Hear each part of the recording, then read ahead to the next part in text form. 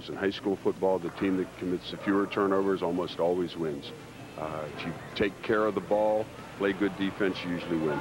Neither coach really has to explain the importance of this game to their teams, but Coach Jeannette says there is one big reason why this game is so important. For myself, this is my 16th championship game in football and basketball. He's either an assistant or a head coach. It's always exciting because you never know if it's going to be your last one. Bring the liquor, it's sorry, hey, shawty, I'm on my way.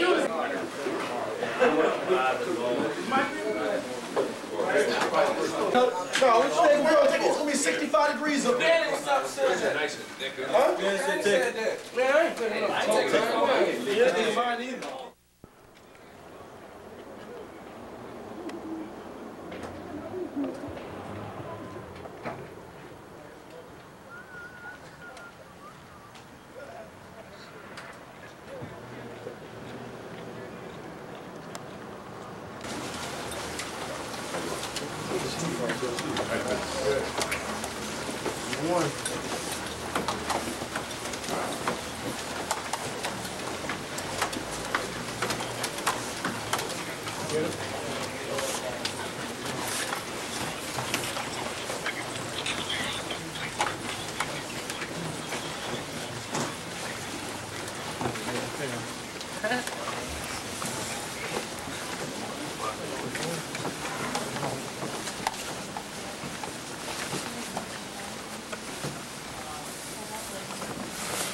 Oh, okay. All right. Okay. You got some help to bring it down? Yeah, matter of fact, I'm sending 3 guys now. Okay.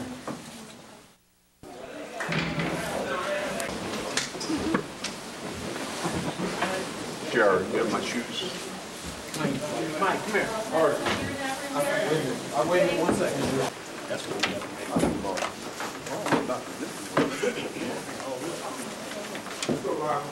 Go long. Hey, go. Longer.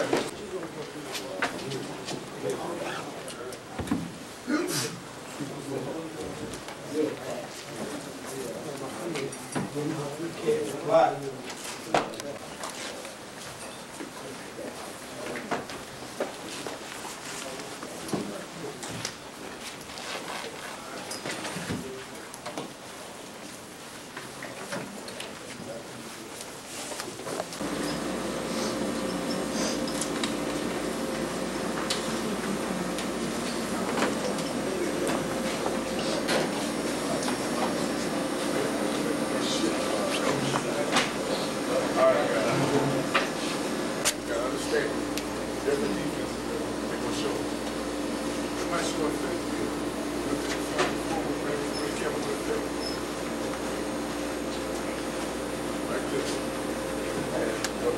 Out here, I think 61 will be on the inside stage. Jim will be here.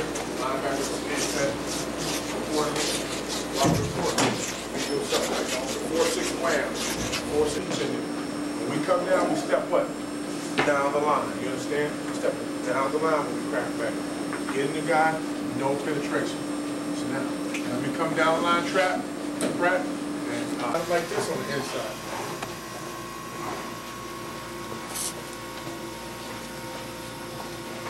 They have the big guys inside here, tackles here or in, whatever. The back is pressing right behind them, and they're blitzing in these gaps. You understand? Maybe might be a little bit head up. And blitz these guys in these gaps. These guys are shading going this way, another coming here, just talk. Know the counts, know the cadence, step.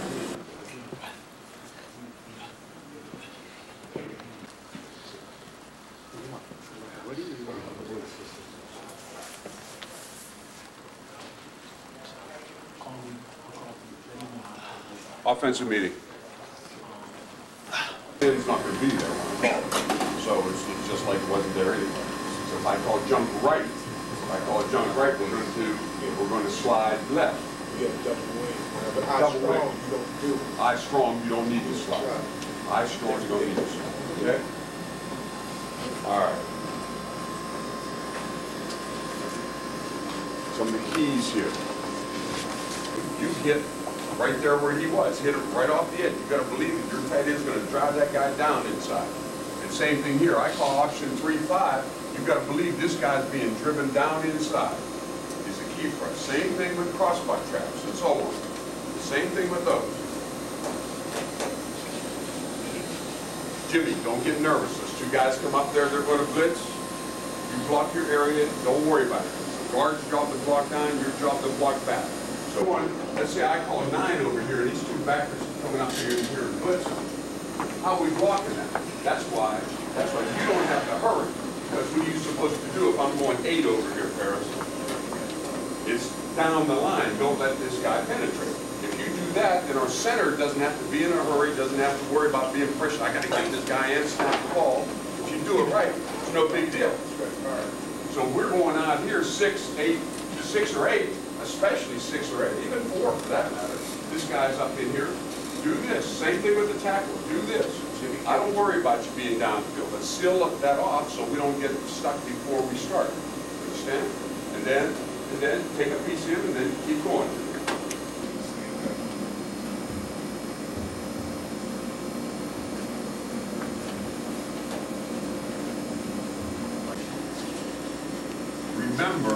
Remember what we're doing here, which we call short motion or motion.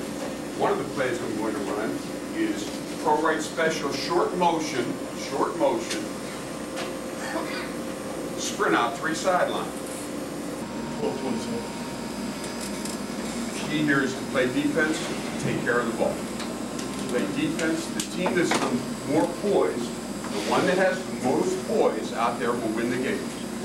The people who settle into what they're doing and do it right.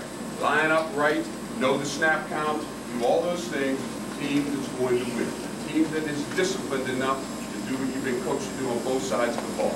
I think we can block a punt today. Let's put some pressure from our left side on him. I want to go return left. If I go return left, let's get some real pressure on it because, Jay, you'll be able to really go because we're going to be on that side anyway.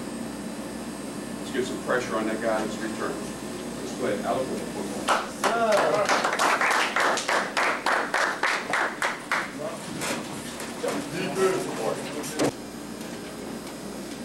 Some of the things you need to know.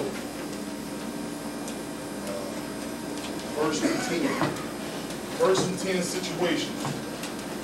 Break it down 2 or 3 different films.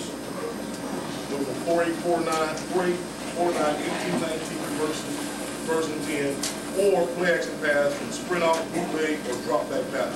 All right. Don't go to sleep on first and 10. I expect early on hit us with some screens just to settle us down. That's what you do with a blitzing team.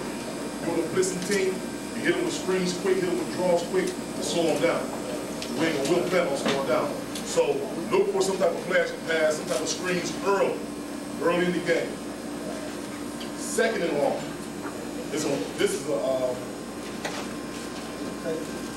They're going to pass the ball almost 80% of the time. No, they will pass the ball. 80% of the time it's going to be 4-8, 4-9. 4-8, 4-9, 19-18. That's all second and long. Big on third. You know, third and 3, third and 2, they can get it anyway. So there's weights down. So you guys in the secondary do not go to sleep. Third and long. Lining up, giving yourself depth as that safety, Tommy. As a safety, give yourself depth so that you can read that. I'm talking about 5, 6 yards, not 7, 8, 9 yards.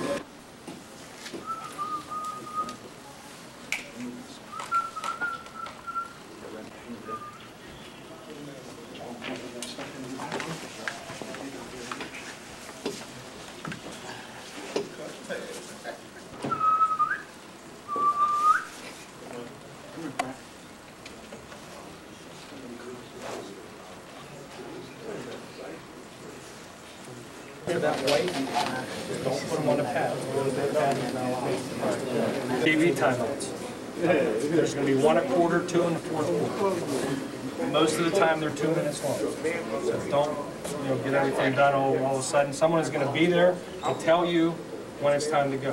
I'm going to give them a 30-second warning, telling them we got 30 seconds. They'll tell you, Coach, 30 seconds. It could be any time after a dead ball. Who knows? You know what TV is, they're driving the ball. Any questions with that? Okay. Everybody's good?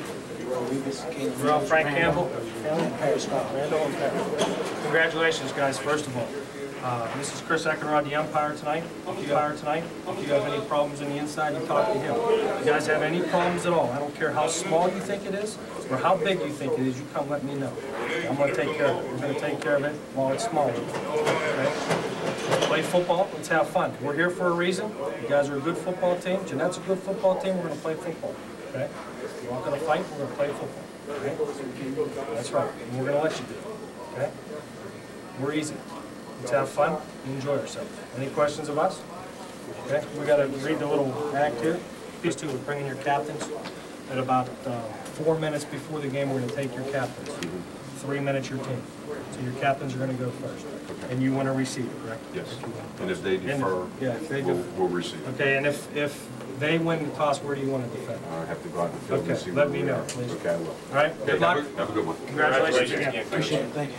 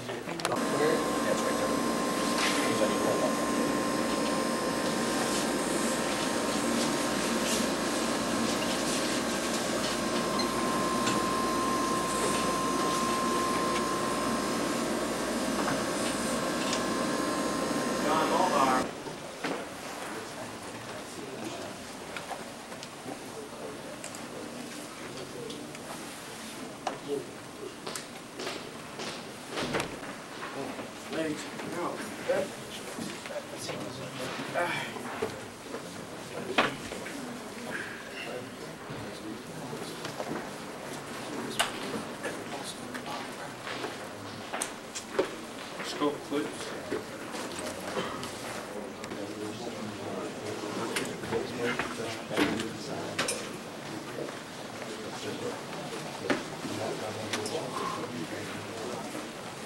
Make something happen. You have step. Must perform.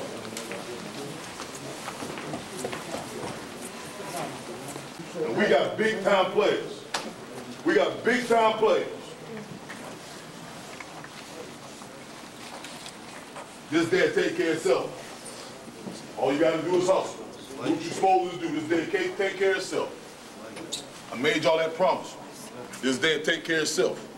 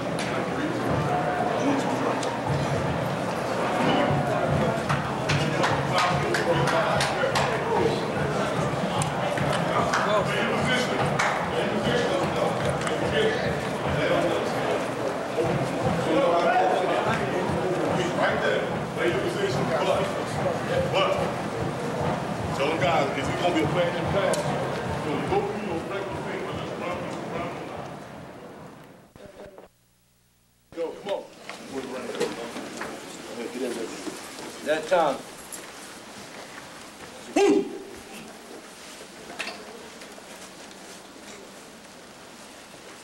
Okay, you remember when you came down on the floor at Colombo Center on Saturday morning to lose? That's not the point of doing this. The point of doing this is to win. win by playing the Aliquippa football way. Knock the crap out of people, keep your mouth shut, run back to the huddle, and then line up and do it again. Pay attention to the snap counts. Pay attention to the plays. Gil, you don't get the play quite right? Go, we'll call timeout. There's TV timeouts and everything. I got lots of time. No doubt. Play's not there, get us out. Get us out of the play. If I call a pass and it's not there, throw the damn thing away and we'll move on. But I'm telling you right now, we're going to be on a roll today. It may not happen in the first minute, might not happen in the first quarter, but we're going to get on a roll at some point. But the one constant should be to play defense. To play defense. To play defense. That's what's going to get you here. It's what's going to get you to the next level. Our Father, who art in heaven, hallowed be thy name. Thy kingdom come, thy will be done, on earth as in heaven. Give us today our daily bread. Forgive us our trespasses, as we forgive those who trespass against us. Lead us not into temptation, but deliver us from evil. Thy is the kingdom, power, and glory forever. Amen. What's on three? 1, 2, 3.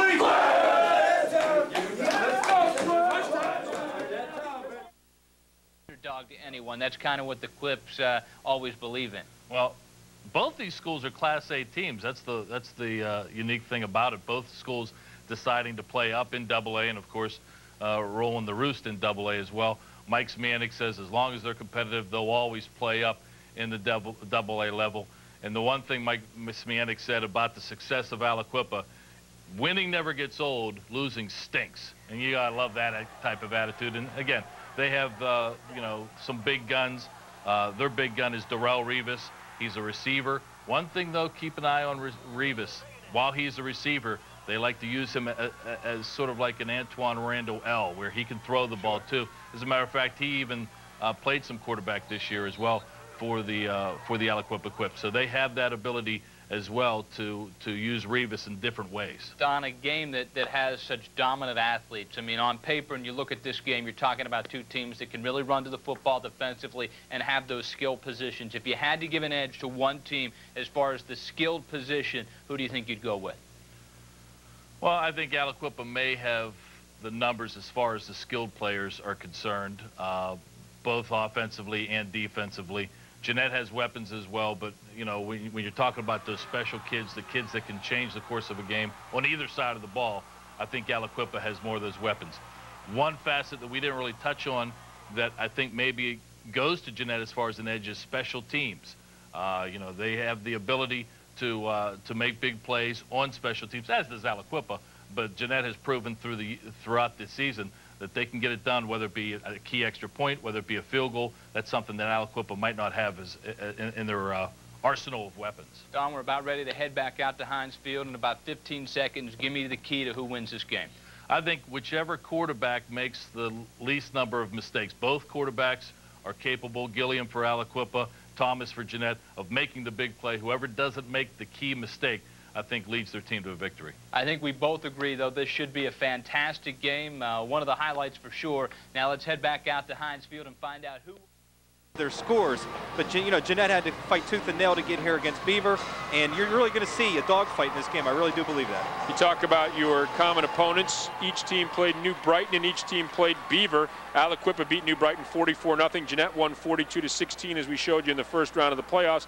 Each team also playing Beaver. Aliquippa won 12-7 on a late 97-yard drive that you talked about. Looked like the Quips were going to lose that game, and Jeannette won 10-8 in the semifinals of the playoffs. Petrolak, the freshman kicker, kicking a field goal late in the fourth quarter to lift Jeannette to the win and get them here to the championship game against the Quips. But I'm not really sure how much stock you can put in common opponents. Well, Beaver is a great opponent for a common opponent. I don't know, you can maybe throw the New Brighton game out, but Beaver was ranked as one of the top teams.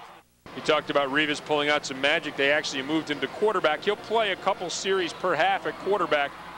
And Aliquippa going to get the ball here first. As you see, they're in the white. The Jeannette Jayhawks are in the red. Rivas moved to quarterback, threw two long passes to Michael Washington, set up a short touchdown run for Dante Patrick, and the Quips pulled that game out when it looked like they were going to be on the short end of the stick in that game. So there you see Jordan Thomas. He's going to be out playing defense first instead of offense. As we mentioned, the Quips have won the toss, elected to receive, so they'll get the ball first here to begin play in the AA championships. Each team getting ready to go. Now this Aliquippa team, a lot of these kids playing on this team have been on this team for 3 years. The guys that are juniors have played varsity since they were freshmen. Mike Smianic disbanded the junior high team a couple of years ago. Now he's since put that back into play. So you're looking at it, even though there's a lot of juniors on this Aliquippa team, they've got their share of seniors too. These underclassmen are really experienced underclassmen. And they've developed such a tight bond. I mean, Darrell Rivas transferred in from Beaver County Christian as a sophomore, so he's actually come up with this group. Same grade. He was a surprise guy that came onto this team. But you see guys like Michael Washington and several others. Savante Gilliam's another top junior for them. These guys have kind of come up through the varsity, and they've had to really pay their dues as young guys. And now you're seeing it pay off. They're 3-year varsity lettermen. You see Michael Washington will be one of the deep men for Aliquippa. They'd love to see him get the ball in his hands. Darrell Rivas is back there as well. So 2 dynamite performers back deep for Aliquippa. You're seeing Petrolak, Anthony Petrolak, the freshman kicker who kicked the big game winner against Beaver. And also had another game-winning field goal earlier in the year. He's only made 2 field goals this year, but both of them have counted for victories, as he also had the only points in that win over Northgate. And that was a huge field goal to put that on a freshman, although it did come early in the game, to put that on a freshman and to have him, come through for you in 2 big games is just very unusual. We are underway. Petrolak's kick deep, taken by Washington at his own 8. Washington heads upfield, looks around, doesn't have anywhere to go, swarmed under at the 20-yard line. And that is where Aliquippa will take over 1st and 10. Chris Arrett among those in on the tackle for the Jeannette Jayhawks. So the Quips will take over at their own 20-yard line, 1st and 10. They will run some single back set, but they have 2 backs in there now, Devon Jeter and Dante Patrick. Gilliam up to the line and will give to Jeter off the left side, and taken down there, Anthony Matt and Chris Aridin on the stop for the Jeannette Jayhawks. Michael Washington and Darrell Rivas, the wide receivers. Dante Patrick and Devon Jeter, a couple of hard runners, are your running backs. Along the offensive line, it's Chamar Jones, Javon Pratt, Jimmy Brown, Paris Cobb, and Kalen Mills. 2nd and 8 for the Aliquippa Quips. Opening drive of the game, single back set with Patrick. Receivers split to each side, and now Rivas comes in motion, and the give is inside to Patrick. Fumbles on a hard hit by Anthony Matt, and it looks like Gilliam has recovered the fumble. So Anthony Matt, an outstanding linebacker. We haven't talked about him. He wears number 58, and he is a big hitter. Remind some folks of maybe another 58 that played in this town, Jack Lambert. Anthony Matt, he's known for his big hitting ability, and he knocked Riverside's Matt Weil and Northgate's Romero Rush out of the games so far this year. Now you see him put a big stick in that hit right there. So it'll be 3rd and 10 as Gilliam brings the team to the line of scrimmage. He has Brandon Rivas and Michael Washington split out to his right. Darrell Rivas split to the top of the screen. It is a draw. Give to Jeter. Matt is there, wraps him up. He spins away momentarily. Lost the football. It's down on the ground, and it is recovered by the Jeannette Jayhawks. Looked like Mike Stewart was the one that recovered the fumble, and Jeannette has made the first big play of the game. What a huge play for the Jayhawks, getting the ball deep in Aliquippa territory.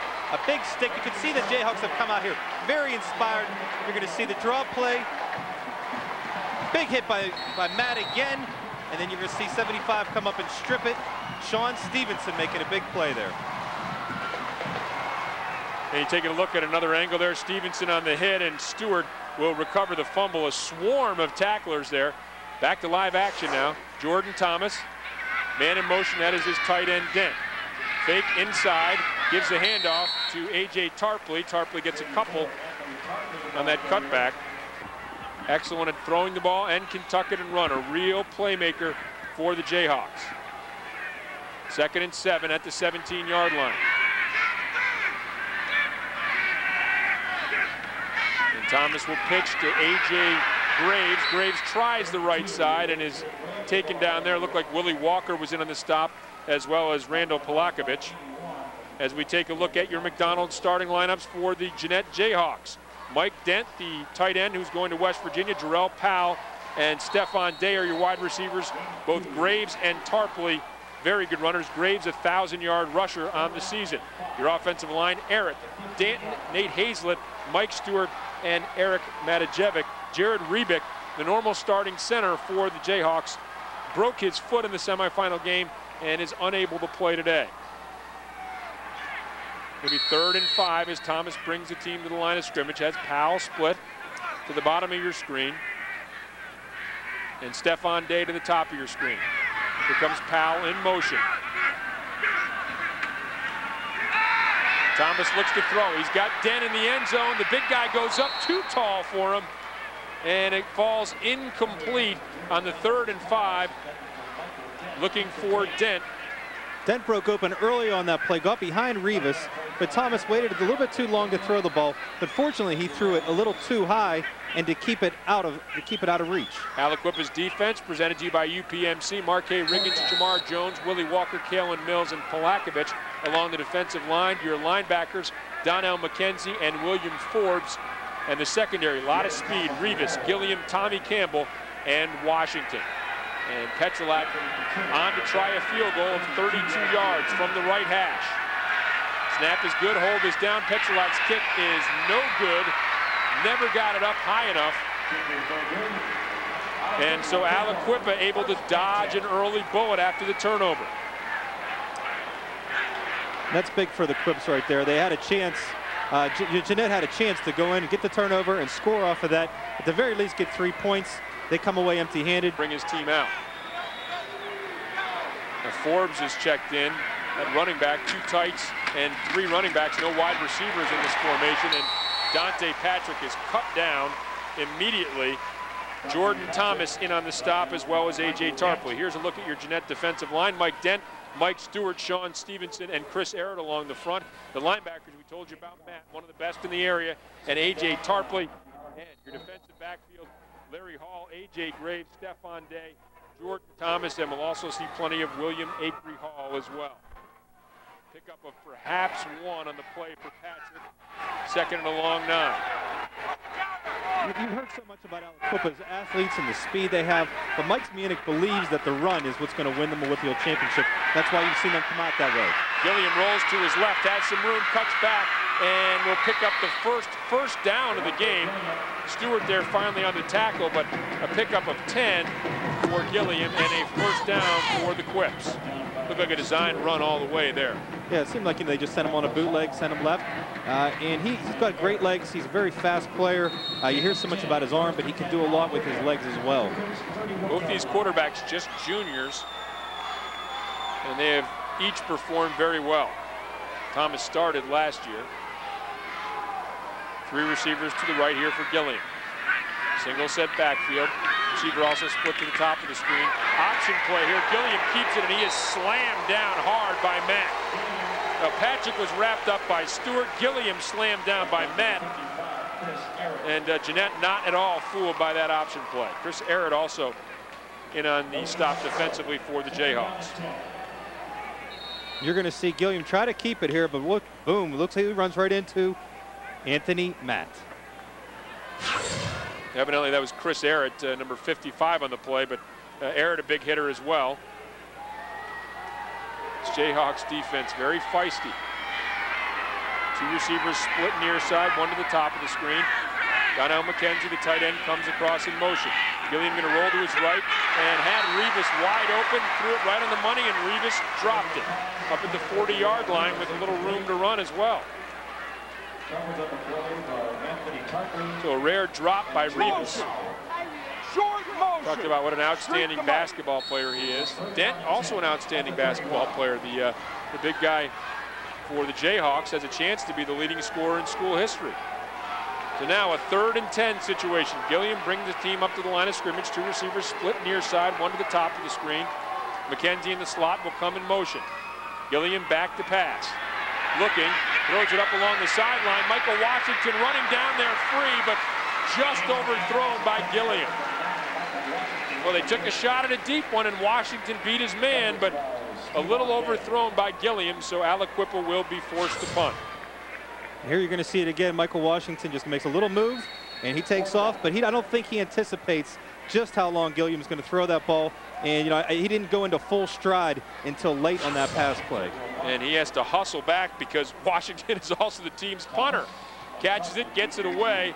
A low one, going to bounce and going to take a Jeannette roll back up to the 49-yard line. So Jeannette will take over their second possession, an outstanding field position. It is scoreless. We'll be back with your McDonald's WPIAL AA championships right after this. Heinz Field AA championships. And you can see Mike Smianek trying to exhort his troops to get going here. So far, things have gone Jeanette's way, got a turnover. They take over their second possession, an outstanding field position. And in a game of this magnitude, you figure things like field position, things like turnovers might well dictate who wins the game. Another big key is going to be penalties, keeping them out of the course of this game. Thomas up to the line of scrimmage, 2 receivers to the left, 1 to the right. Play action pass, looking to throw, and has it almost intercepted by Svante Gilliam. Intended for Dent, but Gilliam stepped in front. Thomas never saw him, and boy, Gilliam was thinking 6 if he could have picked that one off. Well, it's 2 pass plays, 1 on offense and 1 on defense that Aliquippa wishes they would have back. Almost a near pick there, and you almost see Mike Dent tried to catch it off of the tip while laying on the ground. And, you know, that's 2 plays Aliquippa could have had for big gains, 1 on offense, 1 on defense. 2 receivers split to the top of the screen. 1 down to the bottom. Dent kind of flexed out a little bit in that tight end position. And the handoff on the reverse is to A.J. Tarpley, and Tarpley is wrestled down, but it looked like a face mask as William Forbes got his hand in there on the tackle up around the face mask, and that is going to be the call. Now, you mentioned penalties, and so instead of 3rd and 11 here, they're going to march off some yardage against Aliquippa, and you're right, those are things that can be keys in games, Kevin. And that's the one thing Aliquippa has had in some games, you know, that I've covered. They've had penalties come back and hurt them. 5-yard face they have to make sure that they stay focused and disciplined and make sure that these little things like this don't give them a 5-10-yard advantage when they. For Aliquippa in on the initial stop, and then Forbes got a piece of the face match, just a 5-yarder. Fake on the pitch, inside handoff. Tarpley spinning and gets down to the 41. Going to be very close to a first down, depends upon where they mark it. Randall Polakovich in on the stop with help from Michael Washington. Well, they run a lot of confusing stuff, and Mike Smianek said, hey, that misdirection is tough to read. It looks, you know, it's not quite as complex as the wing T that Washington runs, and not exactly that sort of, but still there's some of the same principles with guys pulling and moving, and it makes it very difficult defensively to attack a defense like that. And you have to stay very focused and disciplined, where you have to follow your reads, follow your keys and your assignments, and make sure that you don't cheat or, you know, don't take any, you know, try to make it the spectacular play. They just want you to make the solid play in a game like this when you have a team doing so many misdirection and sleight of hand plays. By an inch. Now, who says baseball is a game of inches? That's in 10 yards and 1 inch, first down.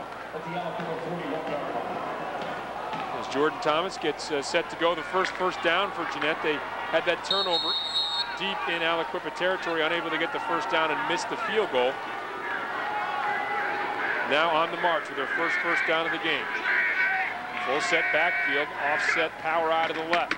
Hand off to Tarpley on the reverse, looking and nowhere to go as Darrell Rivas came up hard from his cornerback position, made the initial stop. McKenzie got in there, and some other Aliquippa defenders were in there as well, including Kalen Mills.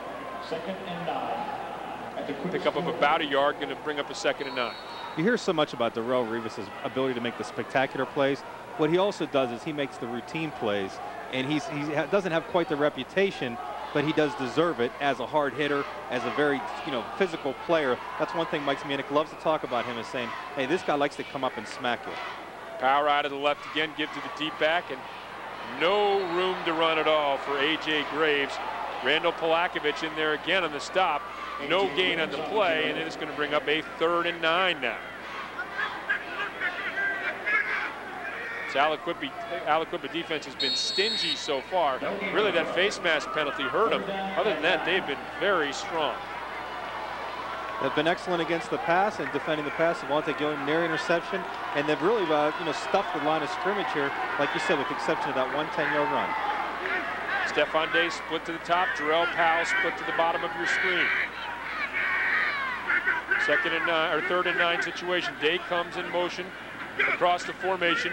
Thomas will roll slightly to his right, looking now under pressure, and is going to try to run. And a nice job of closing defensively by Donnell McKenzie, and Kalen Mills also went on the stop for the Quips. Thomas looked like he had some room there, but it closed down quickly. And you see Jordan has been able to do so many things with his arm, but here you see his ability to really adapt and to make something out of nothing. He looks like he's about to break it when all of a sudden you see McKenzie and Mills come up and make the big stop. So Matajevic will be back to kick, and Aliquippa once again, their defense rising to the challenge. Matajevic will go back to punt.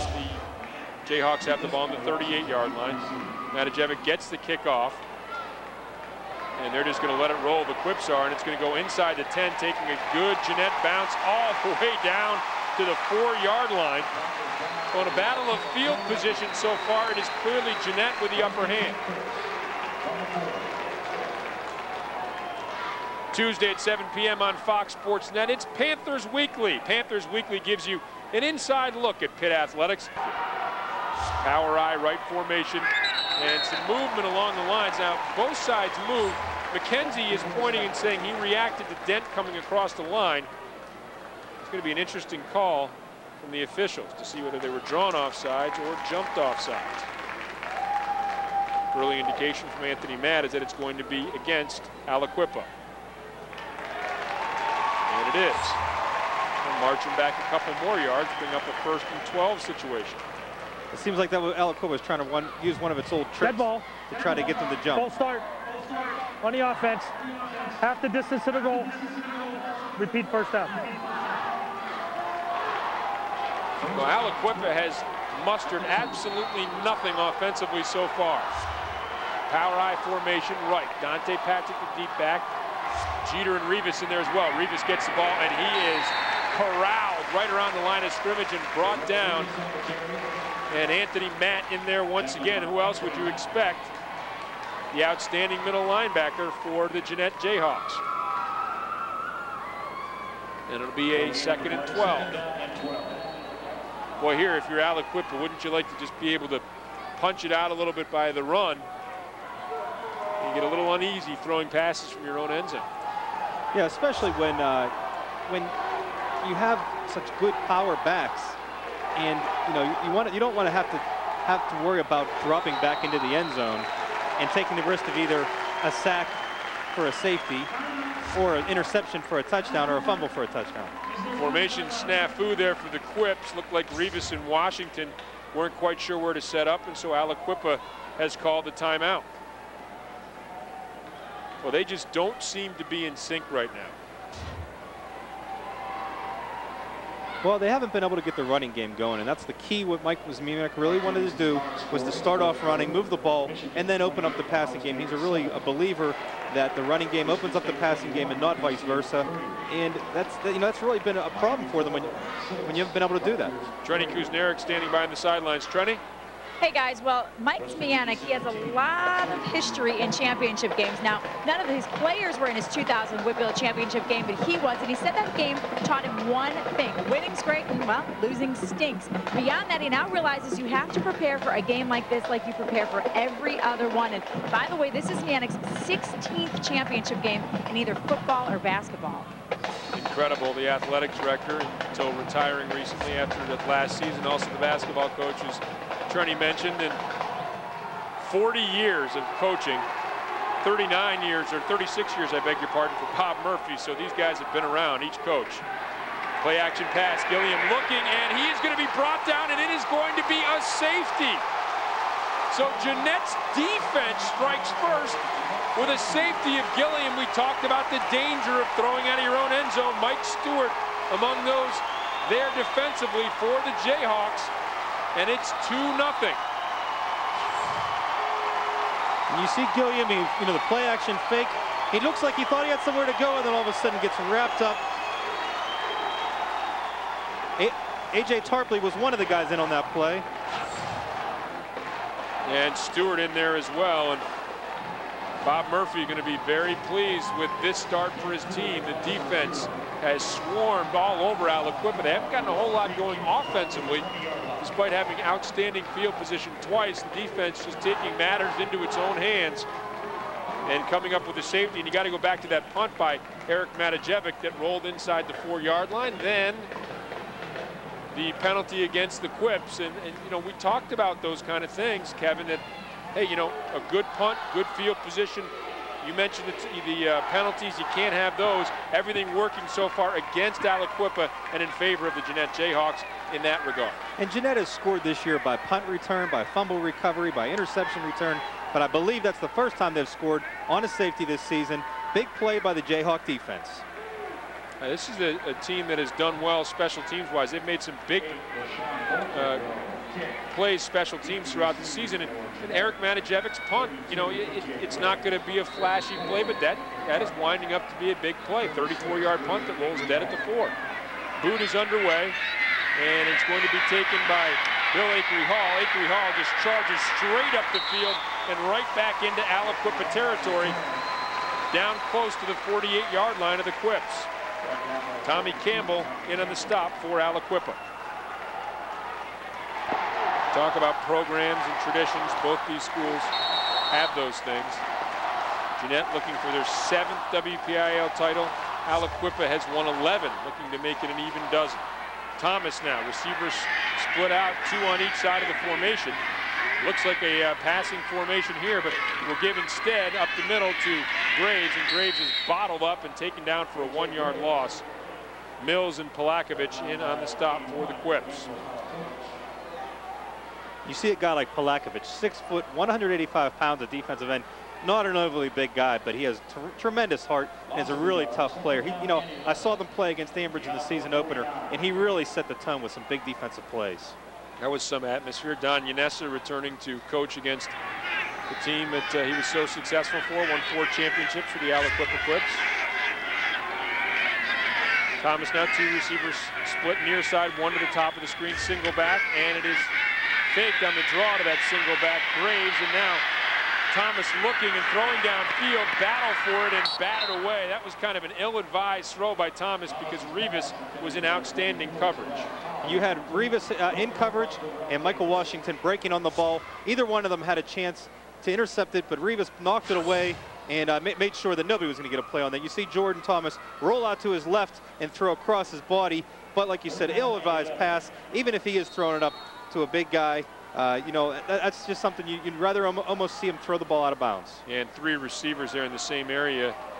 It was so late in developing that you wind up with guys all bunched together, and that's a lot easier to defend as well. So Thomas now 3rd and 11. Back to pass once again. Looking and throws underneath and over the head of his intended receiver, A.J. Tarpley. And so it's 3 and out for the Jayhawks.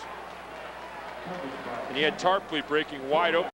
And it looks like they're going to have to punt the ball again. But as we saw last drive, that may not be a bad thing for the Jeannette Jayhawks.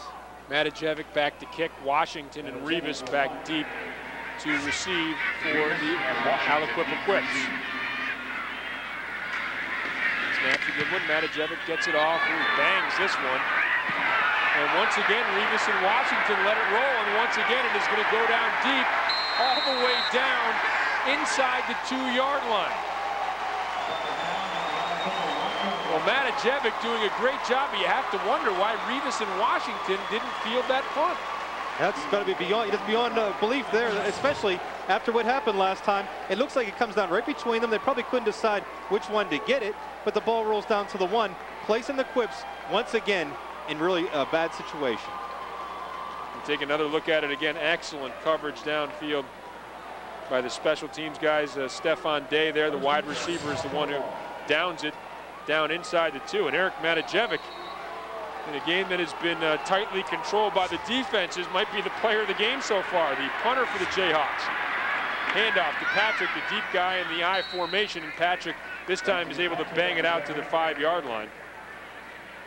We take a look at some of the things Jeannette has been able to do defensively here, Kevin. Well, you see them, you know, they're really swarming to the ball and making the big hits and the big stops, especially down in the goal line situation. They wrap up to Darrell Rivas. So now you're going to see them. Savante thinks he can scramble. For each team have been excellent. Power I formation once again.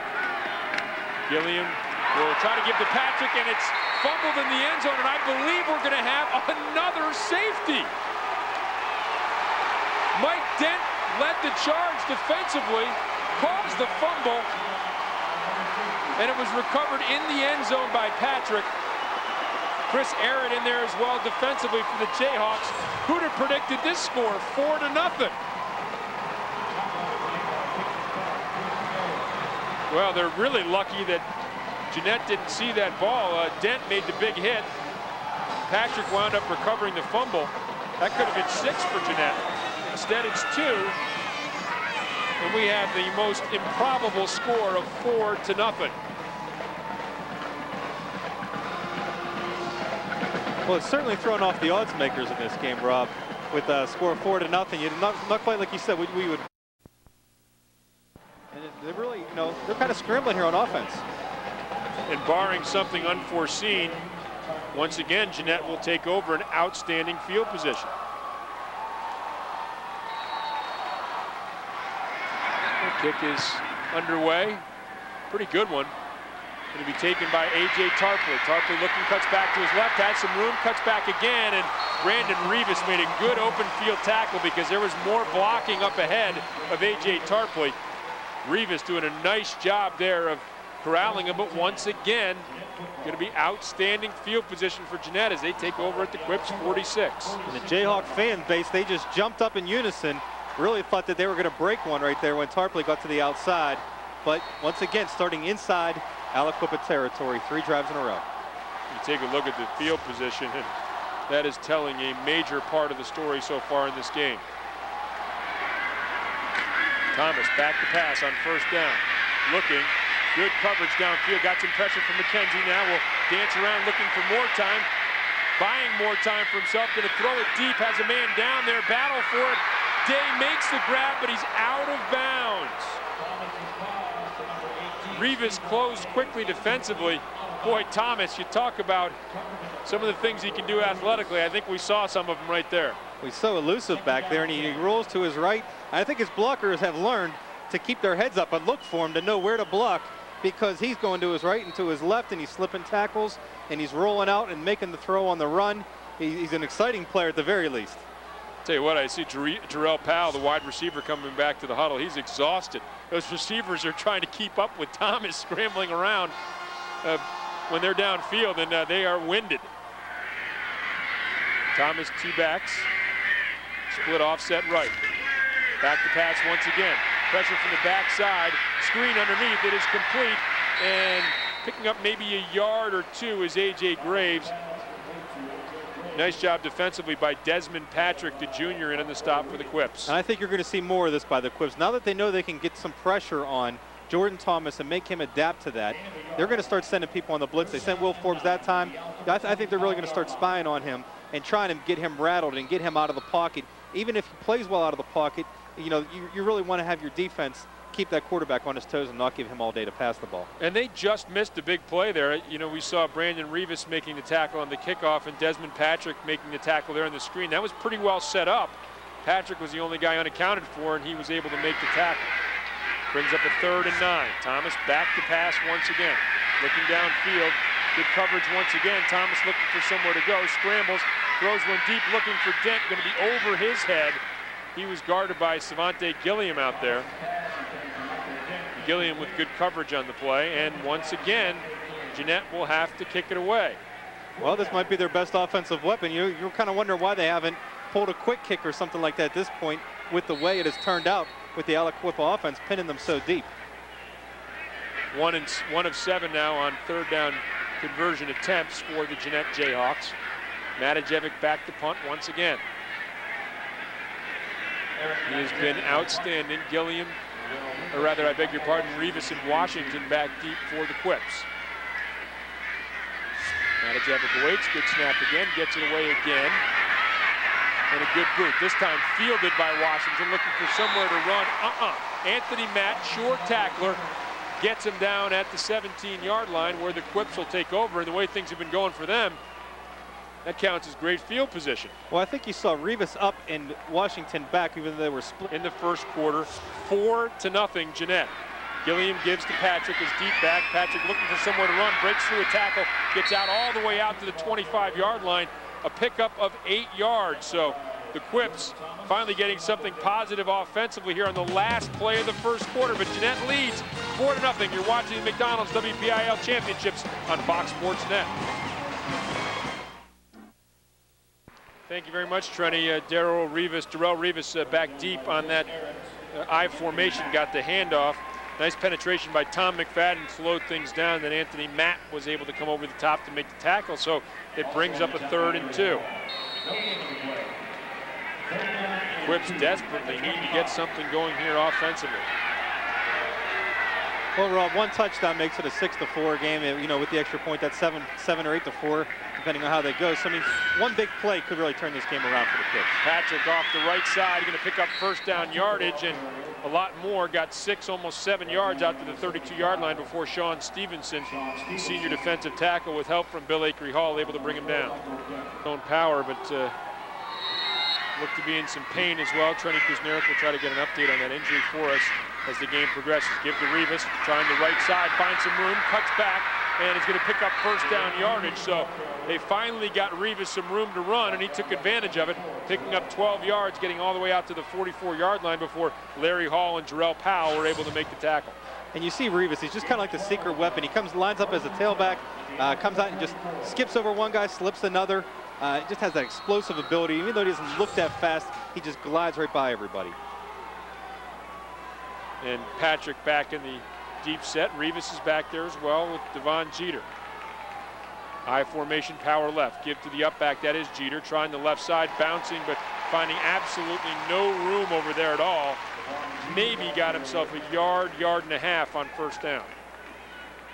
As Stephon Day came up from his cornerback position, they really bounced that and were able to stretch it along the line there. And you see Chris Eric getting in the middle of things again. And you see 55 and 58 are going to be involved in a lot of tackles today. Eric and Anthony Matt. Matt, one of the best players in the WPIAL, no question about it. Even though he's here at AA, Coach Bob Murphy says he could start for any Quad A team in the WPIAL. That good defensively. Play action pass. Make to Patrick. Attempt for Rivas. Rivas catches it on the fly, beats Jarrell Powell, and gets into the end zone for a touchdown. Have a flag on the play. I think it's going to be defensive holding, but we'll wait and see. As it stands right now, a 54-yard touchdown pass from Savante Gilliam to Darrell Rivas.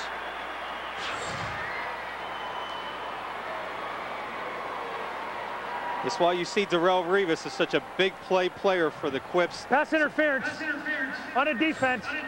Penalty is refused. Touchdown. You just see him get behind the defense and able to, you know, keep his eye on the ball. Even though he juggles it, he's able to keep the concentration on that ball and then just high step it into the end zone. Beautifully thrown ball by Gilliam as well. Nice pattern on the long out and up by Rivas. And Aliquippa, quick strike offensive capabilities. Boy, really just kind of floundering along. They pick up finally a first down or two, and then bang. The big play on a 2nd and 9 covers 54 yards from Gilliam to Rivas. They will go for 2.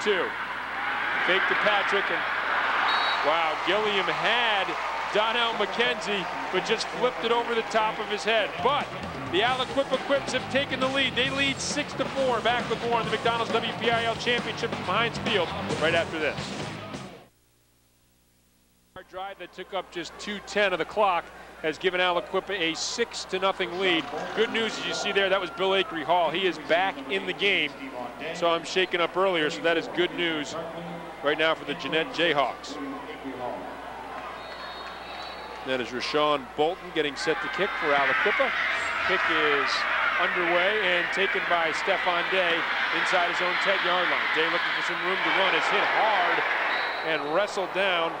Nice job there by John Ferguson, the junior, to make the stop out about the 23-yard line. Big shot by Ferguson. You know, he comes right up and stops him dead in his tracks. So Jeannette will take over offensively, and we talked a little bit about how well their defense had played. Now their offense needs to get something going here. They have not been able to move the ball against this Aliquippa defense. Well, that's what the Aliquippa's capability to make that one big play, turn the right game around. It now puts the onus on the Jayhawks. Pitch here to A.J. Tarpley, trying the right side, has some room. Cuts up over the 30, out to the 32, close to the 33, and close to first down yardage on the run by A.J. Tarpley. See another look here, a little toss right. Tarpley goes outside and then cuts back in, tries a spin move, gets a nice big gain for the Jayhawks. Rivas in there on the stop, as well as Marquet Riggins. Going to be just short of a first down, so it's going to bring up second and a short one. Single back set, and Thomas will just keep it himself, drive forward on the quarterback sneak, and that will be enough for the first down. Really like that call there. As soon as you get to a short, second and one, go for the first down. Don't take any chances with a pass play or a negative yardage. Just go with Jordan Thomas, who's a hard runner. Let him get that first down for you and get the ball moving, get that clock moving. There's a quick snap too. You just go up. When you're ready as a quarterback, you tap the butt of the center. When he feels that tap, he snaps you the ball, and away you go. Three receivers split left side, single back set, Tarpley once again. Thomas will pitch to Tarpley, trying the left side. Gilliam with some penetration that Tarpley able to fight off as Rivas got in there as well, or rather Marquet Riggins as well, but able to pick up perhaps a yard. Could have gone for negative yardage, so actually a pretty good job there by Tarpley just to pick up anything. You talk about that quick snap. In 1956, Jeannette had a guy playing quarterback by the name of Dick Hoke, who went on to play for the Steelers, and he's now the Steelers running backs coach. And he used a play like that where he just went up and tapped the center on the rear end, took a quick run 10 yards, pitched it. They get to the 5, kick a field goal to win 16-13 against Charleroi in 1956 for their 3rd championship. 2nd and 9, pitch to Tarpley the other way now, looking nowhere to run. Finally struggles forward for perhaps a yard or two. Willie Walker with some pursuit along the defensive line there. Tarpley just not finding a whole lot of room to run. Going to be hard, I would think, to try to get wide on this speedy Aliquippa defense. Especially with the outside containment when you have guys like Washington and Rivas and, so many fast guys on that team that can really, Brandon Rivas, another one, Darrell's cousin, they're just able to cut the corner and take it away from you. Svante Gilliam's done a nice job defensively as well, the quarterback. 2 receivers, bottom of your screen, tight end, and another receiver up to the top of the screen. That's Larry Hall going in motion. Back to pass. Forbes coming in on the blitz, and the ball is loose. And let's see who's going to pick it up. It is going to be Donnell McKenzie and Aliquippa. So key turnovers each way, and Aliquippa comes up with it here. Forbes came free on the backside blitz and jarred the ball loose. And McKenzie able to recover the fumble there. And the Quips right back in business offensively. Well, huge play by the Quips. Like we said before, I think they were going to really start putting some pressure on Jordan Thomas, take him out of his element, and you see Will Forbes blitz make a big play, and now the Quips have the ball deep in Jeannette territory. Dante Patrick with the call. He's going to surge forward for 4 or 5. A little more bounce in the Quip step right now. Well, it's one thing to create mistakes, and it's another thing to take advantage of mistakes. Jeannette had the early turnover by Aliquippa, unable to come away with any points at all. And now the Quips trying to turn a turnover into some points. Gilliam, power eye left, gives to Patrick. Patrick picking his way inside the 20, down to about the 17 or 18-yard line before he's swarmed under by a gang of Jeannette tacklers. Chris Arrett led the charge there defensively for the Jayhawks. That's not something you see so often, is where the running back picks up 2 defensive linemen and helps them up right after he tackled. They tackled him.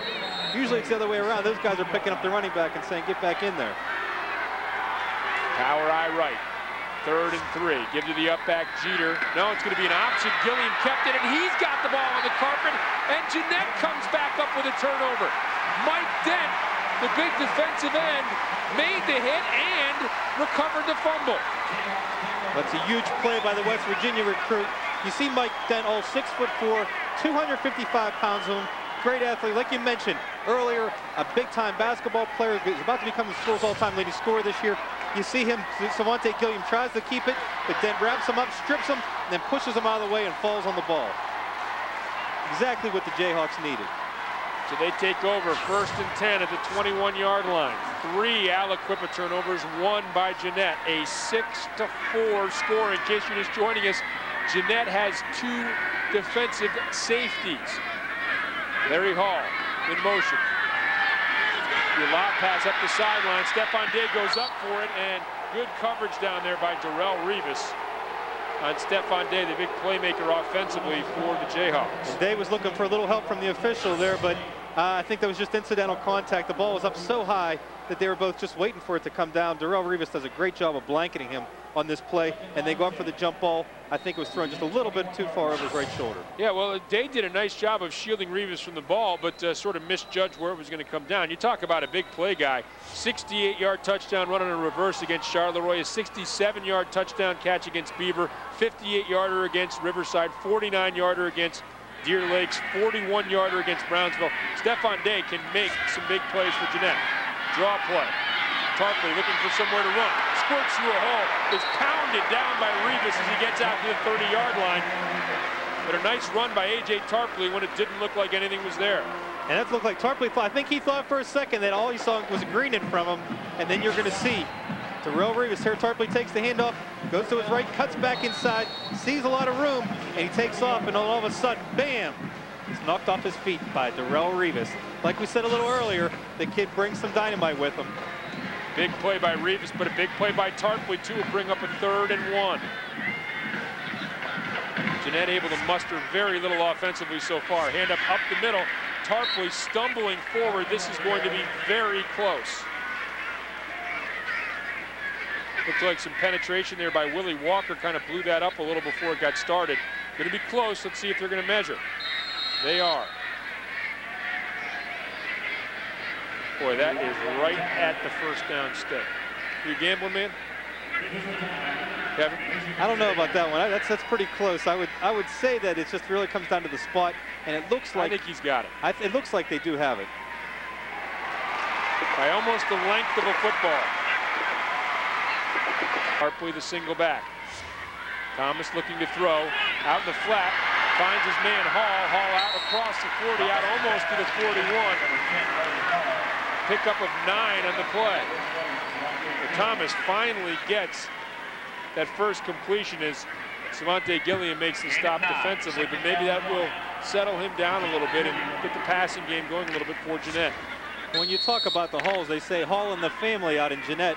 A.J. Graves, and then you have the Halls, William Maycreek Hall, Larry Hall, the student manager is Winter Hall, and her dad is Roy Hall, who's one of the assistant coaches and played on the '81 championship team. Pitch here, short side of the field to Tarpley, skips through one tackler. William Forbes had him in the backfield, but going to get across the 41 out to the 40. You know, you're going 21 yards in 6 plays so far. And Thomas, that was kind of an odd-looking play. Polakovic not fooled, and Jamar Jones on the stop there as well for Aliquippa. I'm not really sure what that play was supposed to be. Well, it looks like a broken play, and maybe sometimes Jordan can take liberties of what he's going to do when he has the ball in his hands, whether he's going to hang on to it or, you know, it seems like it's kind of at his discretion. It may have been a premature snap, too, because Tarpley, the running back, never moved a muscle. So maybe Thomas just got that snap back quicker than he thought. Mentioned Rebeck, the normal center, out with a broken foot. Crossing pattern, and Jarrell Powell has it and is inside the 45 down to the 42-yard line. Quick strike on the crossing pattern, and Thomas hit him right in the breadbasket. And you saw Thomas throw so many passes early in the game where he was airing it out and put so much air into the ball. This is really what they need to do. Get his confidence going with a quick strike, like you said, on a crossing pattern. Gets a big first down and gets some nice positive yardage. 3:24 and counting now here in the first half as Jeannette finally getting something going offensively down to the 42-yard line. Thomas 3 of 10 now on the day. Handoff inside to Tarpley. He is bottled up after a gain of maybe 1. Bring up a 2nd and 9. The clock winds down close to 3 minutes now remaining in the first half. The tight end Dent up at the top of your screen. Thomas back to pass. Looking. And he's going to try a deep one to Powell once again. Good coverage down there. Washington comes up with it, but out of bounds. Well, that is just good coverage by Aliquippa. Great coverage by Aliquippa, but also Jordan Thomas locked in on Powell on that play and went down deep on the right side, threw into coverage. Mike Dent in the left flat was wide open, kind of waving his arms a little bit, saying, hey, look at me, look at me. But, you know, it was something they haven't really gotten Dent involved too much. Well, Dent was on the left side of that formation. That's probably the fourth receiver on that particular play. But you're right. I mean, they have tried one or two to Dent. He's a Division I guy going to West Virginia. You'd imagine they'll try to get him the ball more if possible. Reverse now. Hall looks to throw. And going downfield for Day. Day said he was held. I agree with him as he cut back for that ball. Somebody grabbed a handful of red jersey. I'm not sure who it was. The reverse option pass from Hall falls incomplete, and now Jeannette will be forced to punt. And you see Hall here. He really has to slip a couple guys just to get this pass off. Gets it off. Looks like he has a man open, but there's a little tangled up there. Yeah, I think he thought Tommy Campbell might have gotten a piece of jersey. It looked like he might have gotten just a little, but no call on the play. Mark it up for good coverage once again downfield by Aliquippa. Tommy Campbell in on the stop there for the Quips. Matajevic gets the kick away. Going to land at the 20 and once again take a forward roll. And will roll out of bounds at the 9-yard line with 2 minutes and 12 seconds remaining in the first half. Gilliam comes to the line of scrimmage. I formation, power to the right. Hand off to Jeter, off the right side. Matt in on the stop after a gain of a yard or perhaps two. Bring up a 2nd and 8 as we hit the 2-minute mark now here of the first half. That was like, we go back to the Jeannette drive there. That was a huge played so well. My question now, thinking ahead a little bit, if you're Jeannette and you stop him here on 2nd down, do you call timeout? 2nd and 8, approaching 1:30 now remaining in the first half. Two tights, hand off to Rivas, the deep back, cutting off the left side, brought down around the 14-yard line, almost the 15-yard line. It's going to be 3rd and 4, and I think Jeannette is going to call that timeout now. I think this is a good call by Bob Murphy. You got him pinned back deep. You still have some time left with a quarterback who can throw. This is their first charge timeout. And 2 timeouts remaining. Yeah. Or maybe 1 after this if you stop him here. Wins that, and you've got to like their chances of winning the Big East. If they somehow stumble against Syracuse, then the Big East title for Pitt could come down to whether they can beat Miami a week from tonight here at Heinz Field. 8 p.m. kickoff of that game. West Virginia has been dynamite over the last half a dozen or so games. Right now, they would be your Big East champion if they can win out. And off to Rivas on the reverse, and Rivas gets the first down over the 20-yard line out to the 22. But clearly, Jeannette not going to stop the ball here with 1:15 remaining. Now the question is whether Aliquippa will go for something. You see Darrell Rivas come around. He just has that quick burst where he's able to get out in the open field and just, you know, it doesn't seem like he's moving that fast, but he seems to be running by everybody. Gilliam bringing the team to the line of scrimmage, looking and passing out to Washington, and Thomas comes up and makes the stop immediately at the 25-yard line. When you see Mike Washington's stats, you see a guy who has 26 receptions for 630 yards. He's at, 20 plus a clip per catch, but he doesn't, they said, we don't really throw the ball deep all that often. We just kind of throw it out to Mike and let him do a lot of work. 24.3 yards per reception, caught 7 TDs this year. He is a big playmaker. Yeah, so West Virginia, Pitt, and Miami coming down to the... to have a conference title on the line at Heinz Field. On the left side, Patrick picks up a couple. Jeannette going to call timeout here. And it's going to bring up a 3rd and 4. Miami and Virginia Tech still yet to play each other. 3rd and final timeout for Jeannette with 46 seconds left. But Bob Murphy taking an aggressive approach here. A lot of things can happen with a snap. Bad punt, you can run one back. But first, you got to stop him here on 3rd and 4. And Stevan Day has returned one for a touchdown this season. Had a 3rd and 4. Brandon Rivas split near side. It's going to be Dante Patrick, and Patrick is stopped by Dent. Eric comes in there. Some other guys come in as well. Sean Stevenson, part of that stop. Depends upon how quickly they mark this as to whether Aliquippa will even have to punt the ball. 4th down. Ball down, and this is right down to the wire as to whether they'll actually have to kick this away or not on a 4th and 4. Dave Beatty shaking his head, no, you don't think so. He spotted it with 25. So they'll be able to just let it go. Wow, a strange half in the sense of 2 safeties, which you don't see very often. The 2 safeties gave Jeannette a 4-0 lead. Aliquippa responded with a 54-yard touchdown pass from Sponte Gilliam to Darrell Rivas. Conversion failed, and they lead right now. Aliquippa does by a score of 6-4. Defenses have been the story in this game, dominating each way. A couple safeties by Jeannette, just the one long play for Aliquippa, but that play has given them a 6-4 lead.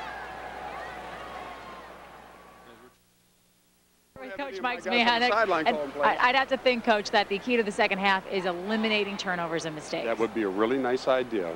That would be the thing that we're going to talk about. But, you know, that's part of the game. And, you know, this is a big game for kids like this. I'm sure they're a little bit anxious. So we're going to try to eliminate that. That's the biggest problem we have right now. Offensively, how do you dominate such a huge defensive line on Jeannette? I'll tell you what, we're beating them up pretty good right now. And, you know, if we can get a little bit of consistency and not turn the ball over, I think we can pound on them. I like our conditioning right now. Great. Thank you very much. Good luck in the second half. All right, we'll come back with halftime right after this break. You go to a prize fight, Tyson, Holyfield, we've taken the best punch. They punched you. We've taken the best punch. All we had to do was score. We got to get a little bit more offensive production. But we've taken the best punch. And then I threw the kitchen sink at you guys. The 18, the 19, the 4-8, the 4-9, the pitch pass. We done taken their best punch. But you guys got to dig deep, and we got to start tackling. Goddamn, we got guys going for losses. We're not tackling. You understand what I'm saying to you? Make them plays. Make them plays. The game is over. We go out here in the second half, and we make them plays. We make that interception. We make that interception. We make that sack. We make that tackle. It's over. But we got to make them plays. That's the difference in championship ball. Making them plays. We understand?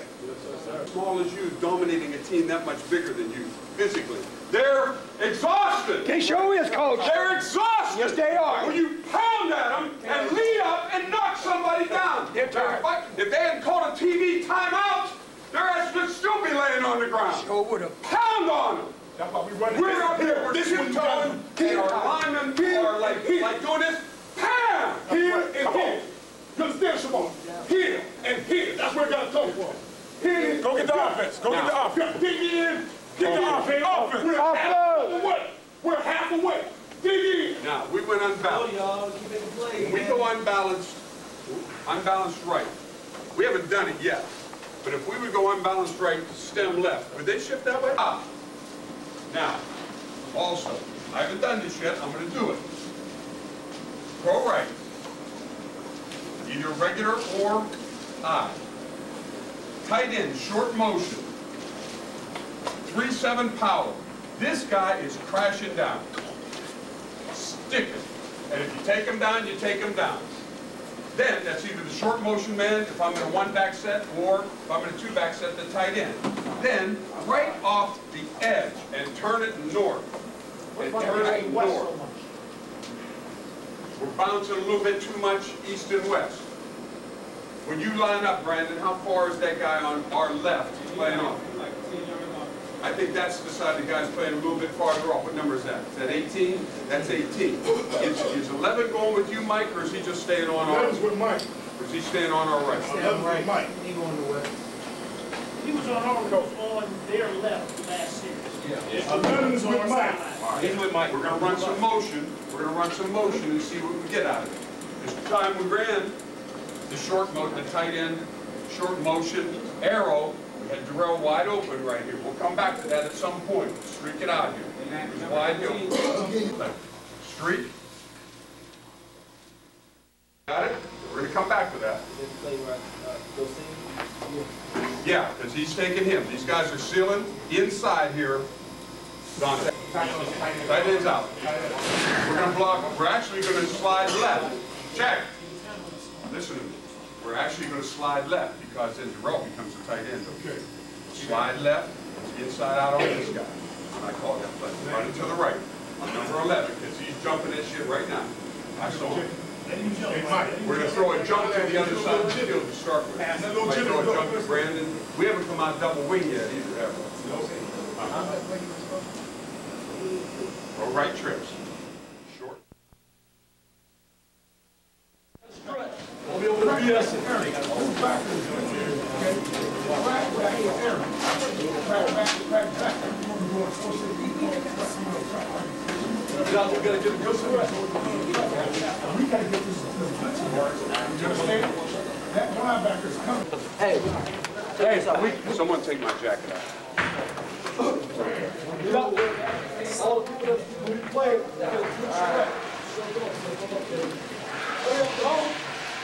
come on, we out.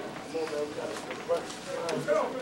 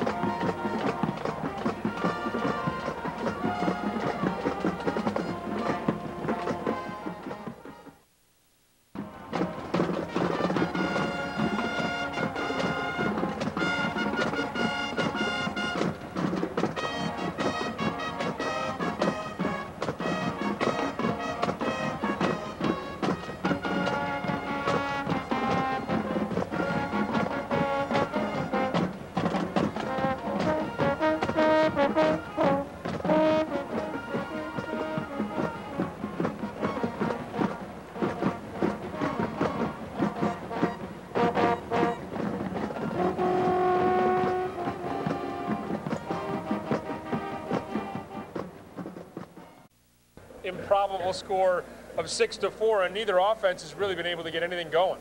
No, Aliquippa has one big play to its credit that put the points on the board, but really their offense has stumbled, and that's how the Jayhawks got their points. Yeah, you take a look at the first half. Early on, it was all defense. Vontae Gilliam on the keeper here, but Chris Aaron slams him down to the ground. Then on the other end, it's Tarpley with a run, but Rivas with a stop here, and neither offense got it going. No, and then you're going to see a couple big plays by the Jeannette Jayhawks. First, second, Vontae Gilliam in the end zone for a safety. And then again, Gilliam loses the fumble, recovered by Patrick, and Mike then falls on top of him for another safety. The Jayhawks haven't had a safety all season. They have two in the first quarter against Aliquippa in the WPIAL championship game. And then that big play you talked about here, Darrell Rivas gets free for the 54-yard touchdown. He makes a huge play. Rivas is one of those guys who's capable of picking the game up all by himself. Makes a huge play to get past Darrell Powell and put the points on the board for the Quips, but they're unable to convert. They try a little shovel pass to Donnell McKenzie, and it falls incomplete. You can see Mike Smianek not too happy because the tight end Donnell McKenzie was wide open there. You look at the first down stats, and pretty even as far as being able to run the ball and throw the ball for Jeannette. They are 25 and 25, and Aliquippa has the good balance as well. But you look at the total yards, Aliquippa looked like as the half wound down that they were beginning to get things going a little bit. They were. Mike Zmiana came off the field feeling very good about the way his team was able to move the ball and control the clock. And that's, you know, you look at those stats, and the only difference you see is that one 54-yard touchdown play. That's the big difference in this game so far, and that's why Aliquippa has a two-point advantage. You talk about balance, 113 yards from one team, 50 to another. We expected defense, but I'm not sure we expected quite this much defense. It's been a struggle. 6-4, Aliquippa leads. We'll be back with more from Heinz Field. The second half coming up at the AA. That head coach Bob Murphy. Jordan Thomas under a lot of pressure in the first half, but do you keep letting him air it out and throw it up in the air? Well, you know, Jordan, at any moment he can make a play. There's no doubt about it. We're getting some pressure. We're playing great defense, but offensively we have to get some consistency going, and that offense a lot of times can come from a play that Jordan Thomas might make. But yeah, we have to get it going. We receive this half, and it's going to be big. A very tight game, thanks most in part to your special teams and your defense. Well, you're right. We're punting the ball. Eric Matajevic's been punting the ball well, and we're getting good coverage, and that's resulted in those safeties. So, yeah, we just have to get the ball moving offensively now. Great. Thank you very much. Good luck in the second half. All right, guys, back upstairs to you for the call. Defense do the work. But those 4 points really could be big points. If you look to the Beaver games, Aliquippa beat Beaver 12-7. Jeannette beats them 10-8. You know, very close games, low-scoring games, where a couple points just make a huge difference. Well, I'm sure the game plan offensively here for Bob Murphy in the second half isn't going to be, hey, let's get 2 more safeties and hang on. I mean, they've got to get things going somehow offensively. They didn't really muster a whole heck of a lot. Jordan Thomas, as Trenny mentioned, under a great deal of duress in the first half. The running game never really got going either. No, but Aliquippa also, they had a very, very hard time getting the ball going in the first quarter. I think they had 16 yards in the first quarter. That big 54-yard pass play to Darrell Rivas really helped the Quips get their offense motivated, get them going, and it seemed like Townsville. And I believe that Sean Stevenson had a 34-yarder against New Brighton. You know, this is a team that's capable of making some big plays defensively to bail out its offense if that's necessary. All right, the kick is underway. The second half set to begin. That's A.J. Tarpley taking the ball at his own 10-yard line, looking for some room, cuts to the right, has some room, and then a nice play. Oh, Desmond Patrick stood his ground and drove Tarpley out of bounds. He was the last guy to beat, and Patrick made sure he did not get beat. Really an impressive-looking tackle here by Patrick. And that's what you see. Tarpley get to the outside. Looks like he has a chance to go. One man to beat. But that guy, like you said, he's not going to let him go. And he, just textbook tackling for him right there, drives him out of bounds. That was textbook tackling. Helmet high, head up. You don't hurt your neck. Perfect. High formation. Graves is the deep back. Acree Hall the near back, and it is Graves up the middle. Going to plow forward for about 4 yards. Well, we saw Jeannette try to go outside a lot in the first half. You think maybe this second half they'll try to run it up more up the middle because Aliquippa has such good defensive team speed? Well, the one thing that you did mention earlier is that they lost their center to injury. Maybe they're trying to play to the strengths and say let's take it to the right or to the left where we know those guys are solid and not put the pressure on the middle players. But they're going to have to start to find some kind of weakness in this Aliquippa defense and try to exploit it. It's up the middle again. Graves finding a little tougher sledding. Now you see the shadows cast completely over the field. He was thrown into the sunlight over these guys' shoulders. They're trying to catch it. Now they can go for the short stuff where it seems to be more effective in the second quarter for the Jayhawks. Well, they could have until Dent jumped off sides, the tight end for Jeannette, and that's going to march him back 5 yards and put him right back into 3rd and long again. Yep, the top of your screen. Yep, just going to move too soon. Saw a lot of blitzing. Forbes came off the corner in the first half and caused a turnover. 3rd and 10. 3rd and 9, we'll call it. Thomas rolling to his left. Looking at some guys dragging across the formation. Tries to go underneath the Acree Hall, but a nice job of coverage by Rivas. Willie Walker there to supply some pressure for Aliquippa. So it is 3 and out for Jeannette to be. And now they have to punt again. Matajevic back to kick. Washington and Rivas are going to be back deep for Aliquippa. Washington's the guy who you'd expect to get his hands on the ball here. Matajevic to kick off. Washington angling over. Nope, not going to pick it up. And once again, a huge Jeannette roll. What can you say about Matajevic, another big play by him. Once again, changing field position in this game. A quick pass out to Brandon Rivas in the flat, makes the move inside and gets all the way out over the 40-yard line. So a quick hitter from Gilliam to Rivas, and Aliquippa picks up the first down. Now this week, Fox NFL Sunday begins with America's #1 pregame show. Then the Lions look for their 3rd road victory in 3 years, and they battle the Vikings team trying to end its 4-game losing streak. Coverage begins at noon Eastern. The biggest stories are in the NFC, and the NFC is on Fox. 1st and 10. Gilliam, 2 receivers to the right, I formation. And a little movement along the offensive line there. And that will march Aliquippa back. Now, neither team has been able to establish much offensive flow. Von Jeter, the fullback, goes to the sidelines. And going to be 3 receivers set here for the Quips. Darrell Rivas from the slot, Brandon Rivas to the bottom of your screen, Michael Washington split to the top. This is Darrell Rivas coming in motion. Gilliam fakes to Patrick, looking, pressure, eludes it, now gets outside, looking downfield, throws back across his body, has a man, Brandon Rivas dropped it at the 32-yard line. Well, Gilliam, a tremendous effort, a dangerous pass. Rivas came back for it, hit him right in the gut, but he dropped it. Now, that's a good play there by Gilliam, some pressure and able to get outside here. And you saw Gilliam just make so many guys miss, and then he finally gets off the pass, and Brandon Rivas just drops it for one, takes his eyes off of it for 1 second there. It looked like he didn't tuck it in, tried to catch it with his body instead of his hands. Just looked away at the last minute a little too soon. Now Gilliam fakes again. Looking back at the screen set up to Jeter. Jeter cuts up inside, loses the football, rolling, and is it out of bounds or is it going to be Jeannette ball?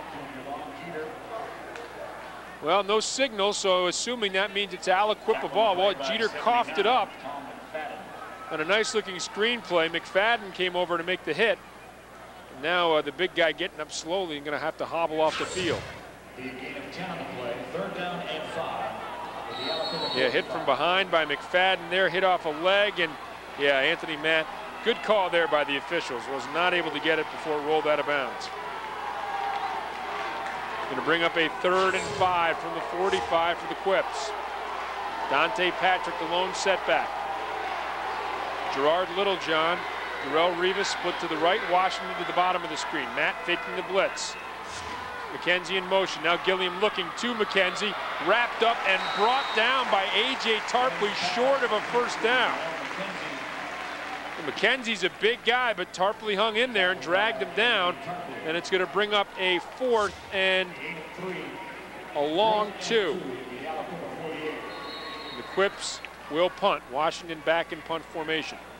Great job by Tarpley to just stay there in coverage, stay tight, and as soon as he caught the ball, wrap him up and throw him to the ground. Washington's kick is away, high and relatively short. Jayhawks moving away from it once again, and it takes a long roll. Boy, I'll tell you, you've got to come up and field some of these punts. Yeah, when you do these pregame previews for the newspapers. Kevin. Well, they're not the glamorous positions, but they've done a good job, been very effective in setting up their defenses. 2 tight end formation. 1 receiver split near side. I formation behind Jordan Thomas. And a 1st and goal from 1st and 10 from his 9. He's going to loft a deep one. Has Day out there, underthrown a little bit. Boy, Day had a step. Washington able to catch up. He has great speed, but Thomas really underthrew that a little. Day was open. Yeah, like you say, Day gets the inside out here on Michael Washington. And this play was a little slow to develop. They had his arm up, but had to come back for the ball. And Washington, even though he's just a little guy, gets up there and breaks up the pass. And Mike Smianik, I asked if Washington was a Division I prospect, a junior, and he said yes. And he tells coaches, hey, if you pass on him because he's 5'8", you're going to look across the field one day and see him running a punt back for the other team on your team. So you better recruit this kid because he's a great athlete.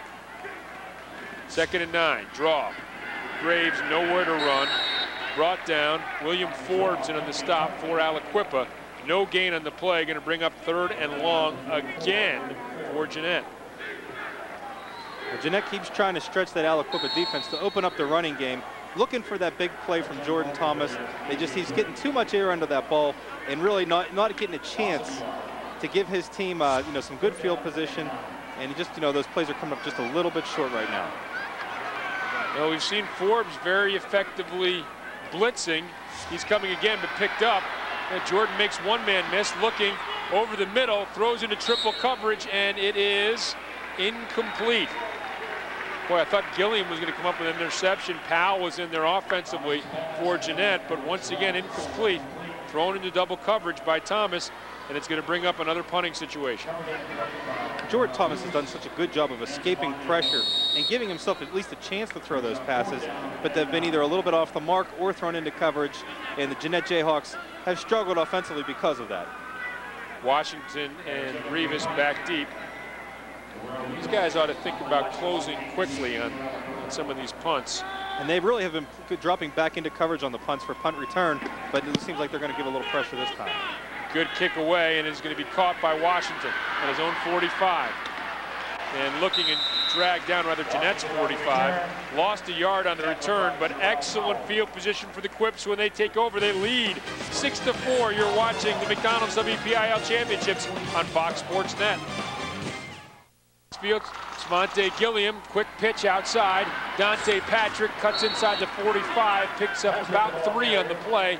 Larry Hall tripped him up in the backfield, then got some help from Matt and Stewart defensively. This has been an almost mirror image of the first half in terms of who has the field position. Jeannette had the field position advantage in the first half. Aliquippa led thanks to a big play. And in the second half, it's been Aliquippa which has had the great field position. Michigan State beating Penn State 41-3. Nittany Lions got on the board first with a field goal. Michigan State 41 unanswered points. High formation, power right. In fact, unbalanced line right. Patrick picking his way down close to the 40-yard line. Sean Stevenson and a gang of other tacklers, Bill Akery Hall amongst others, in there on the stop for Jeannette. Going to bring up a 3rd and 4. Well, the Quips sticking with a run, trying to get Patrick going. Guy averages 6.7 yards per carry, but boy, Jeannette's defense has been stingy. Both defenses, the story of the game so far today. And they're showing you a look at Darrell Rivas right now. He has not lined up at quarterback yet, so that's one trick Aliquippa still has up its sleeve. One thing that they have not used or shown so far. Once again, the unbalanced line left, and oh, nice job by Stewart. Boy, we have called his name a bunch. Mike Stewart, the defensive tackle, senior, 6'3", 280. He has put in some yeoman work today along that defensive line for Jeannette. And Aliquippa going to be forced to punt again.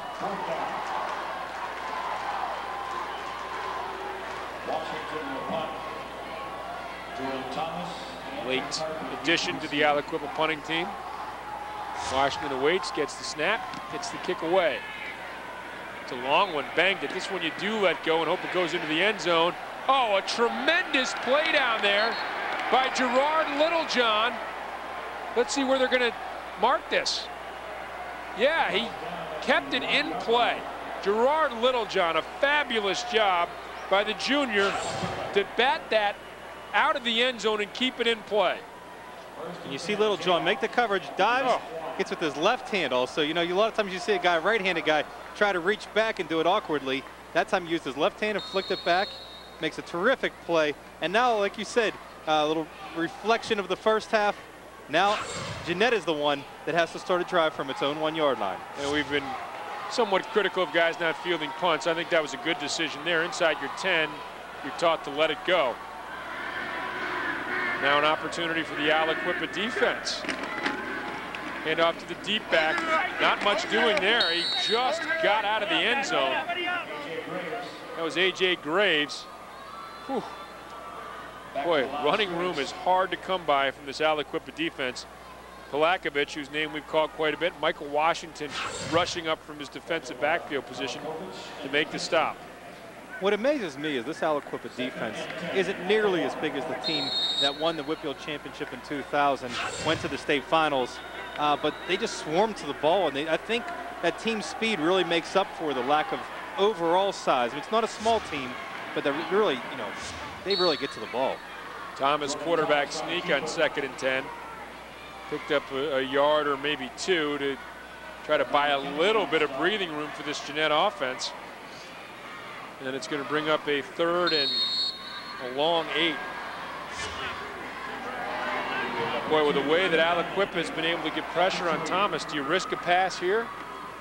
I wouldn't. I think the one thing you don't want to do is have what you did in the first half, get those safeties. I don't think you want that to come back on you, because that really gives Aliquippa the momentum. That shows that they've flipped everything and turned the tide. High formation, power right. 2 tight ends. Thomas with a pitch. Graves trying the right side, slammed down hard. Man, some big collisions going on down there in that play. Savante Gilliam came up to make the stop, as well as Donnell McKenzie and Polakovich in there on the stop once again. Another guy who's turned in a strong performance, Randall Polakovich.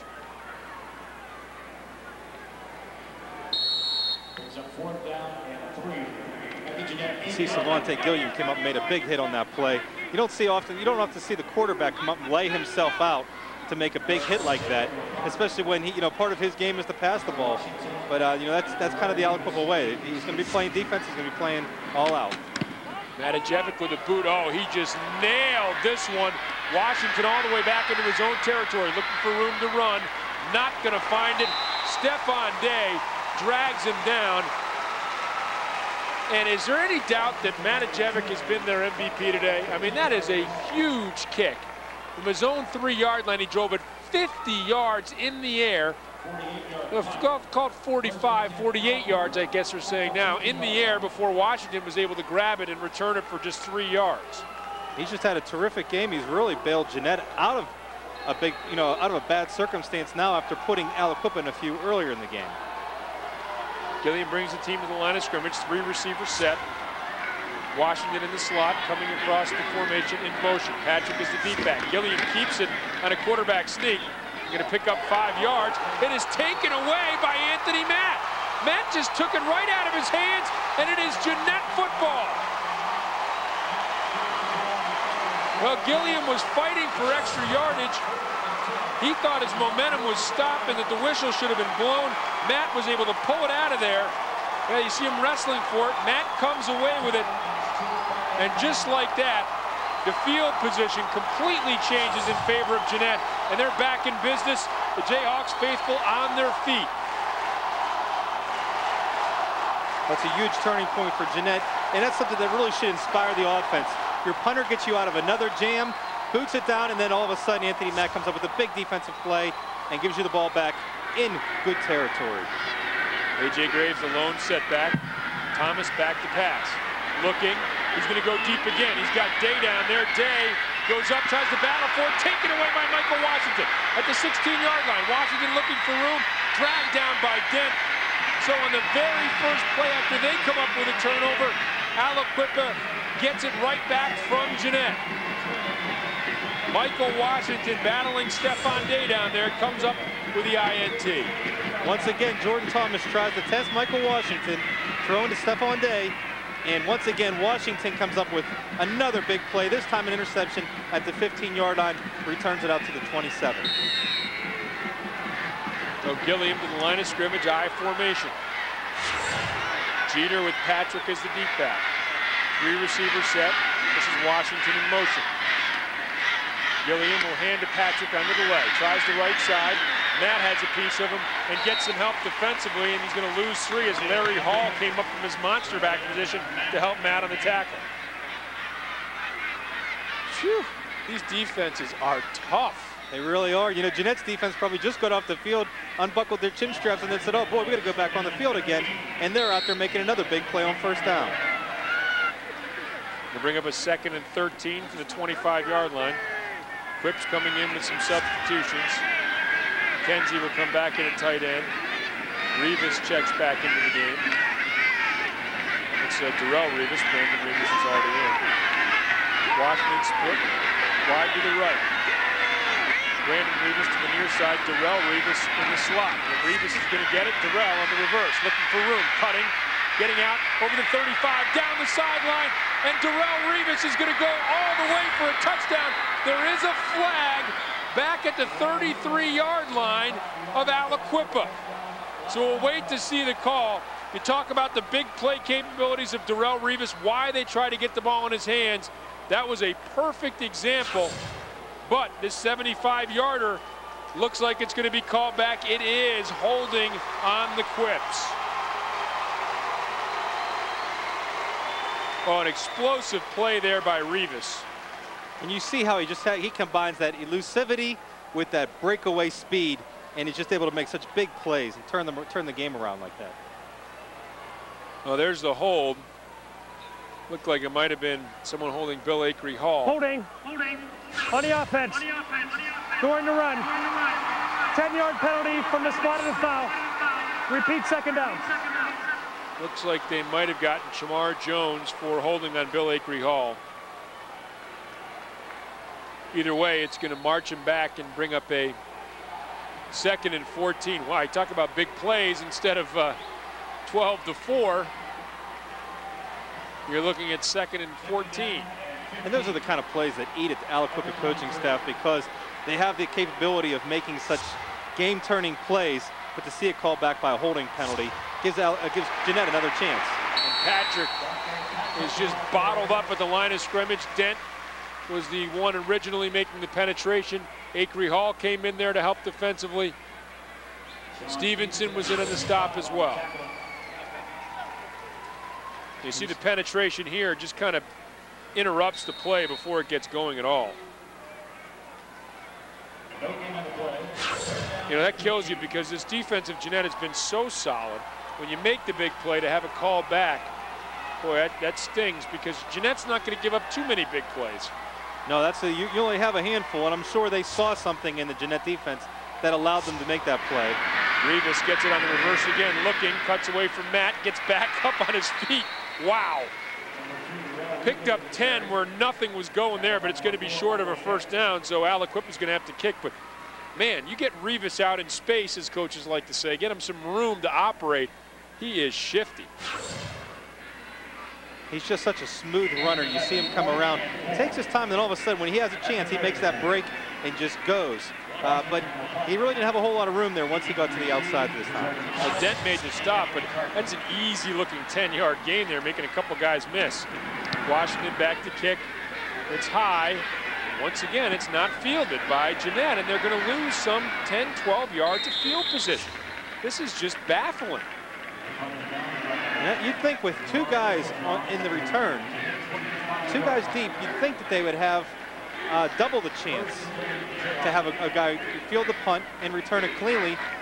You get up there, you call the fair catch, and you catch it. You save yourself 12 yards. Instead of having the ball at your own 25 or 26, you got it up by the 35, 37, 38-yard line. But it is a 26 where Jeannette will take over. Jordan Thomas at quarterback. Receivers split to either side, and a man in the slot, Acree Hall, and that is Graves with a run, picks up, actually loses a couple. Now it's a fumble, and Darrell Revis comes up with the ball. Aliquippa has come away with another turnover. What the Aliquippa people are wanting to know is, if it's a fumble, why was the whistle blown dead and Darrell Revis not allowed to score on that play? Because Revis pulled it right out of his hands and was already down. His knee was already down. Great play by Revis. Tremendous sleight of hand. I never saw it. Just picked his pocket. Oh, Revis with a tremendous play here gets Aliquippa right back in it. Well, we've seen him do it offensively on the touchdown pass and the touchdown run that was called back. You mentioned what a fine defensive back he is. Comes up from his cornerback job there, forces the run and the turnover. Unbalanced line left, I formation left. Hand off to Dante Patrick, trying the left side. Larry Hall got a piece, and Chris Arrett in on the stop as well, but Patrick picked up 3 or 4 there on first down. And that is the end of the third quarter. Well, just the way we started the second half. Aliquippa leads Jeannette by a score of 6-4, but they are knocking on the door. Aliquippa will take over inside Jeannette's 20-yard line when we return. You're watching the McDonald's. Rivas tries the left side as we return to action here, the first play of the fourth quarter, and is able to get down close to the 10-yard line and pick up a first down for the Quips. Rivas has been all he's been advertised to be. He really has, and that's, you know, when you see him play basketball, you could see so many different things he can do. On the football field, he's just as versatile, just as dangerous, and just as vital to the Aliquippa football team, no matter whether it's offense or defense. Unbalanced line left, I formation left once again for the Quips. Gilliam gives to Patrick. Patrick is wrapped up by Matt in the backfield, charging in from his linebacker spot. Mike Stewart on the stop as well. Boy, Stewart, we have called his name a ton. Not one of the more ballyhooed guys for this Jeannette defense, which is so balanced, but boy, he has turned in a great performance.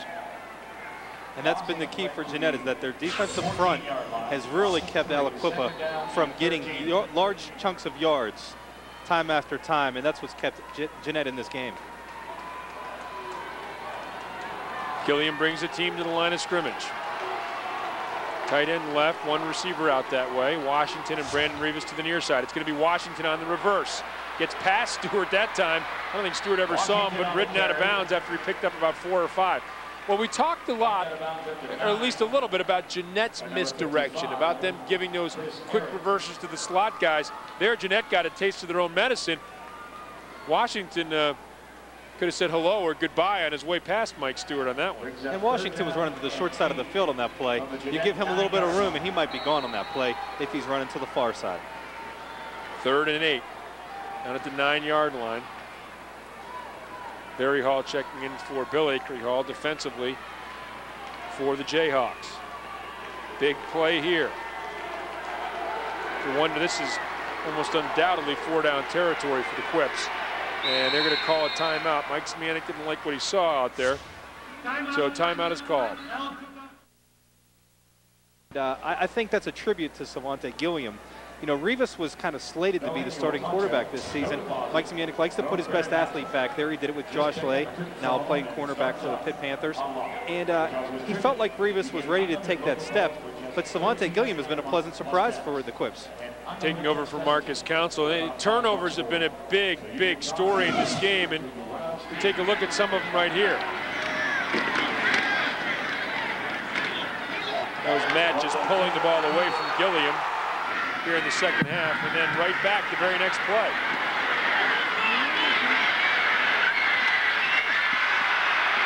That was the interception by Michael Washington. And once again, Jeannette with better field position and pulled away by Darrell Rivas, who did a great job just simply stripping the ball away from Graves there. As we come back now to live action. Give to Rivas, trying the left side, bounces it outside, cuts inside to 5. And it's going to bring up a 4th and maybe 3 or 4. Stefan Day and Chris Arrett on the stop there defensively for the Jayhawks. Well, I'm assuming you're going for it here.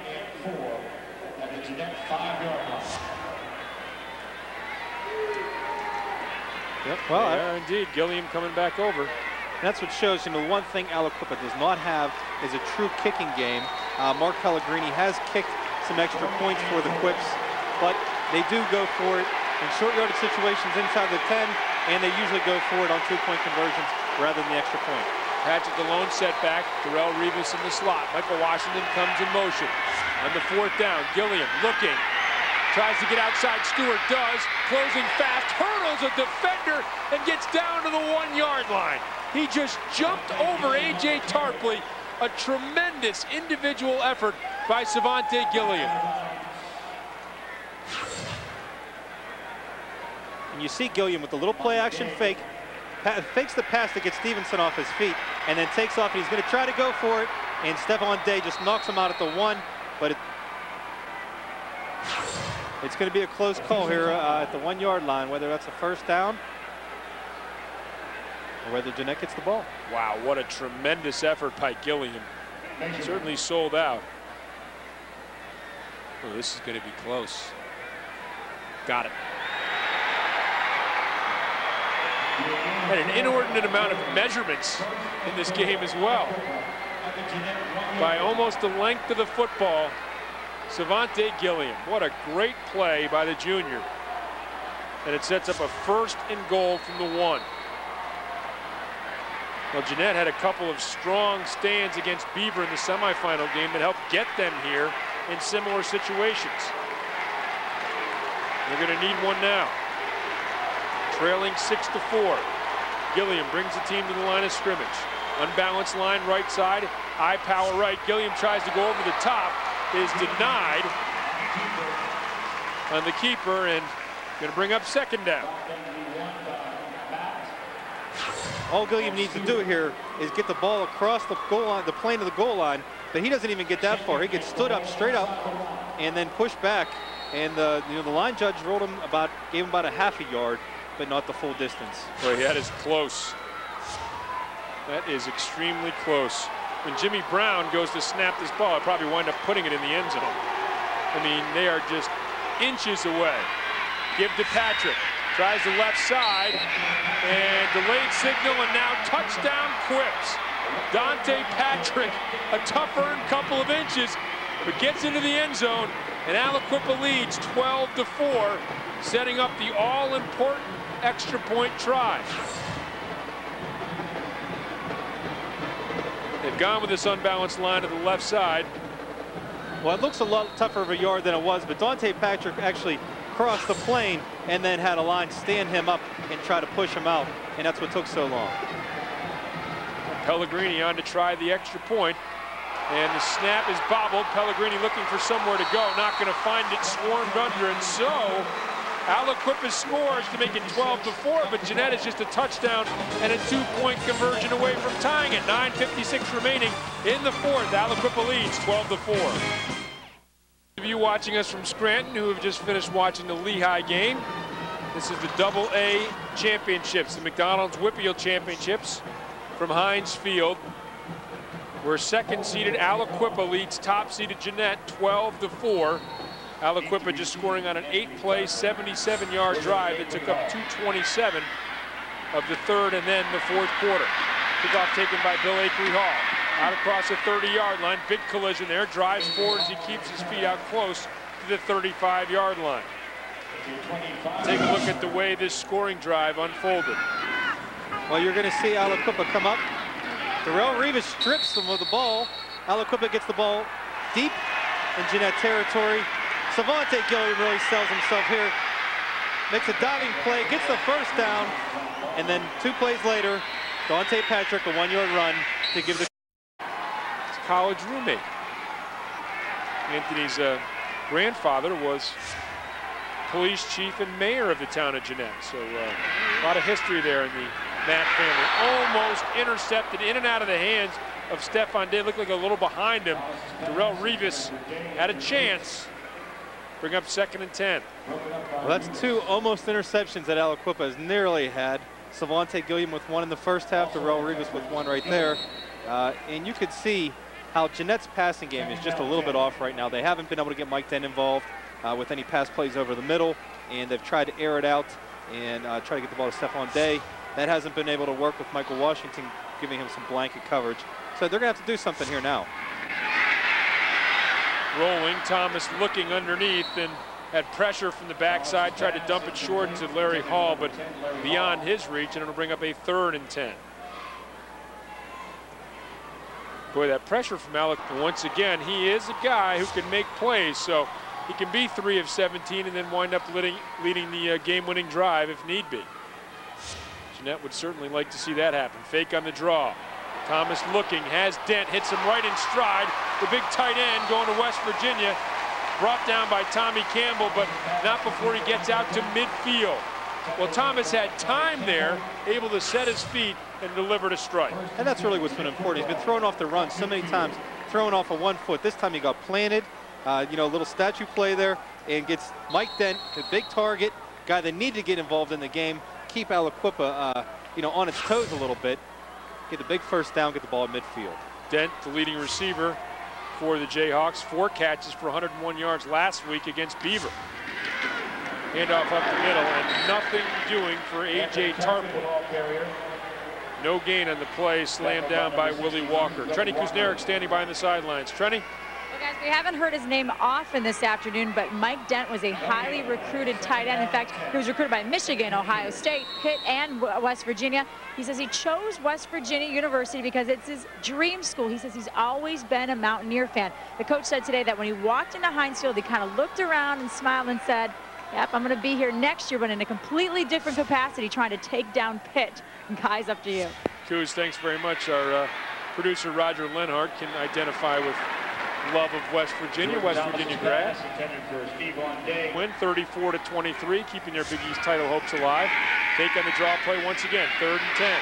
Thomas looking, rolls out, looking again, trying to get some blocks. Picking his way, spins through a blocker, and is hit by Darrell Revis. Was able to elude Kalen Mills, but not Darrell Revis, I beg your pardon. This brings up a very, very interesting situation, 4th and 2. And you see Thomas buying a little bit of time back there. Get some help from Nate Hazlitt, big guard, number 71. You see him, and then Jordan gets a few yards, gives him a chance. They're pretty close to a first down right now, a couple yards shy. And Revis getting worked on for some cramps perhaps as well. We have an official timeout. I don't know whether this is because of Revis and whether he has to go out of the game. He's being attended to, you can see there along the far sidelines. So this is an interesting time of the game. 7:56 remaining. You haven't been able to mount much offensively. You got a little something going here. It's a 4th and 2. Well, you give it back to Aliquippa here. It's going to make it awfully tough to come back. So in essence, you're saying we think we can get it here and keep going. Although the other part of it is with a guy like Matajevic punting the ball, you have a good chance to pin Aliquippa deep in its own territory, see if they can sustain a drive, and if they can't, you get the ball back in pretty good field position. If not, get another turnover. You know, they don't want another safety here. Trenny Kusneric. Guys, I have an injury update on Anthony Matt, the linebacker for Jeannette, who went down. He looked like he was in a lot of pain. What it was cramps. It really isn't a surprise. The last quarter, I saw him bent over on the sidelines, throwing up after a defensive series. He's just very, very dehydrated right now. Coos, thanks very much. Appreciate it. So, Jeannette, if they need to get back on defense, hopefully Anthony Matt, their leader, will be able to come in there. 4th and 2, and Jeannette is going for it. Thomas, 3 receivers set, trying to draw Aliquippa offside, and it worked. Well, maybe that was all they were trying to do, come up there and see if they could draw the Quips offsides. Well, he walked defensively for the Quips. Key penalty there, as the Jayhawks are able to keep their drive alive. And Aliquippa got a little taste of its own medicine. Dead ball. Encroachment. That's one of their older plays in the book. 5-yard penalty for the previous spot. Result of the penalty, first down. Aliquippa's often tried to lure teams off sides. You know, if they don't get them, they call a timeout, punt the ball. Jeannette used it against Aliquippa. This time the Quips jump. Down to the 37 now. First down for the Jayhawks. Some young fans getting excited. Some future Hawks. Split backs, power left, tight end left. Receivers split to each side of the formation. Thomas brings Powell in motion. Fake to Graves. Back now, lofts one deep. Going for Dent. And Dent juggling, can't make the grab. Savante Gilliam doing a nice job downfield to bat it away from Dent and then helps him up.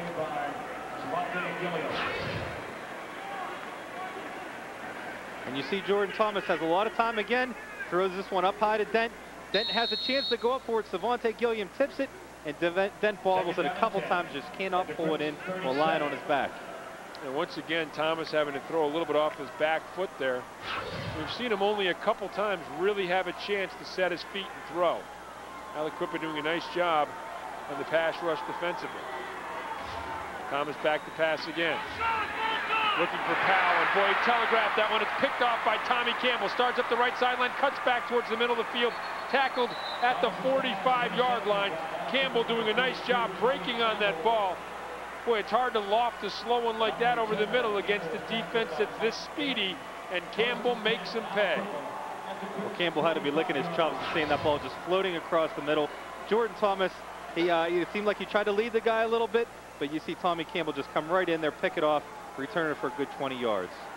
Yeah, that might have worked against the slower team, but the Quips, great speed on defense.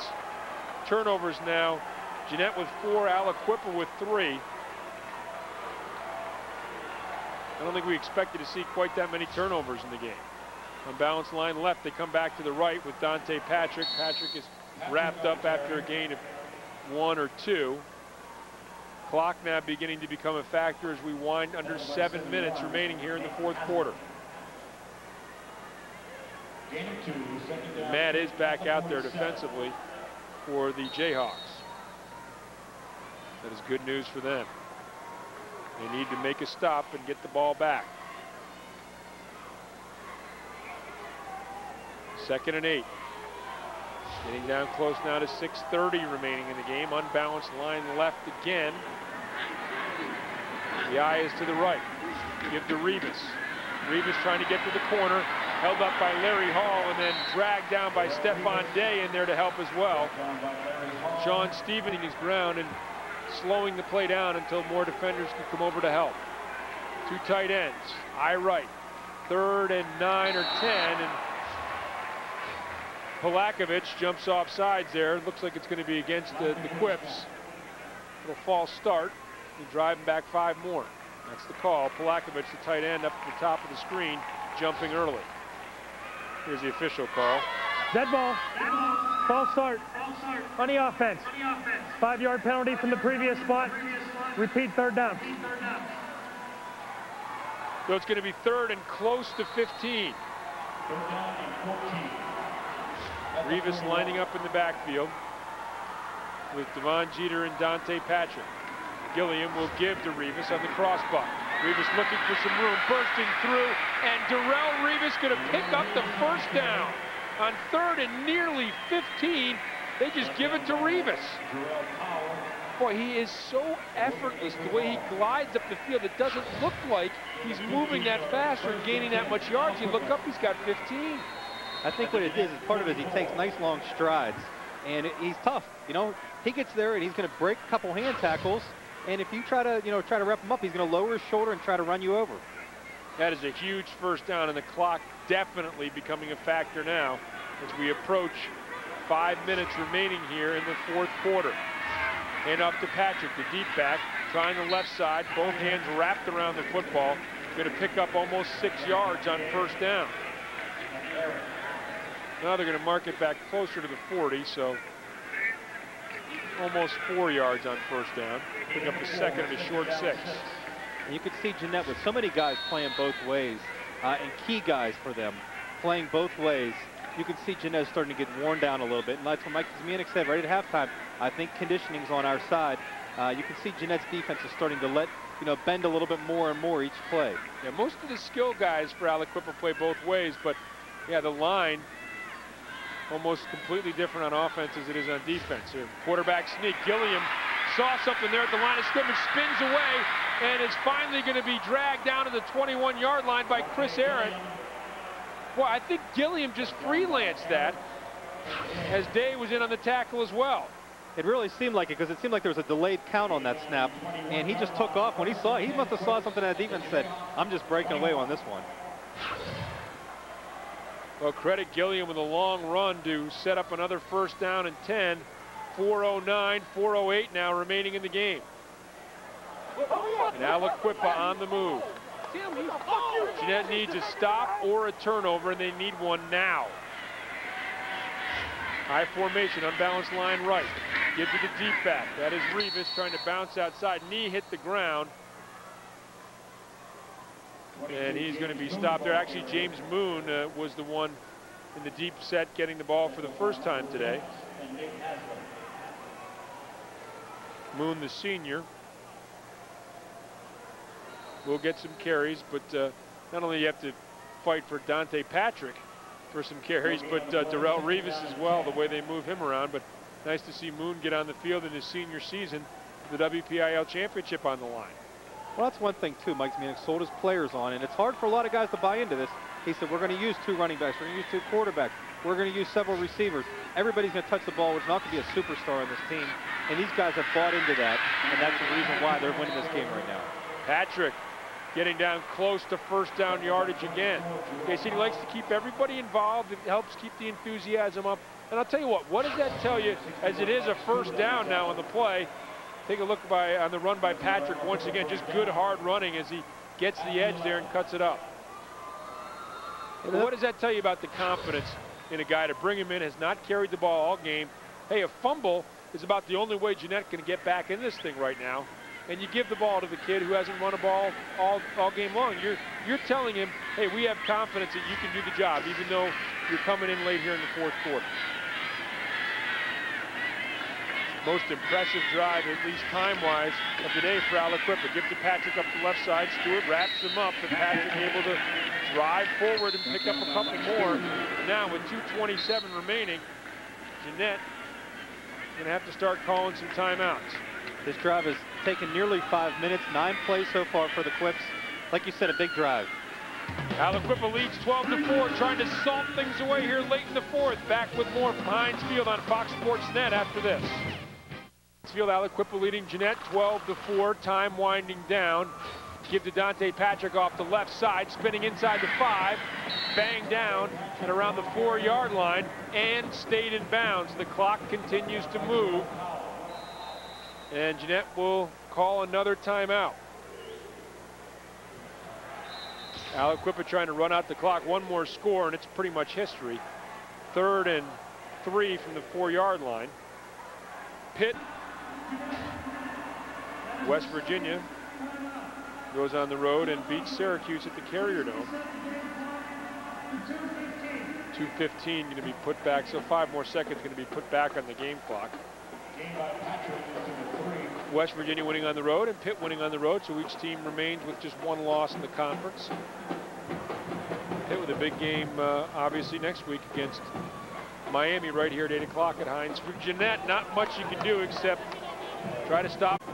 And the scenario that you just drew up, right, that Aliquippa beat Beaver in, you know, a couple weeks back in the middle of the regular season, Aliquippa had the ball deep in its own territory. A couple big 40-yard pass plays set up the winning touchdown. 97-yard touchdown drive to shock Beaver in that one. Patrick, second back through, gets to the goal line, and let's see, just short of a touchdown, but does get the first down. A nice job at the left side of that Aliquippa offensive line. Javon Pratt over there, Chamar Jones doing a nice job of getting some running room for Dante Patrick.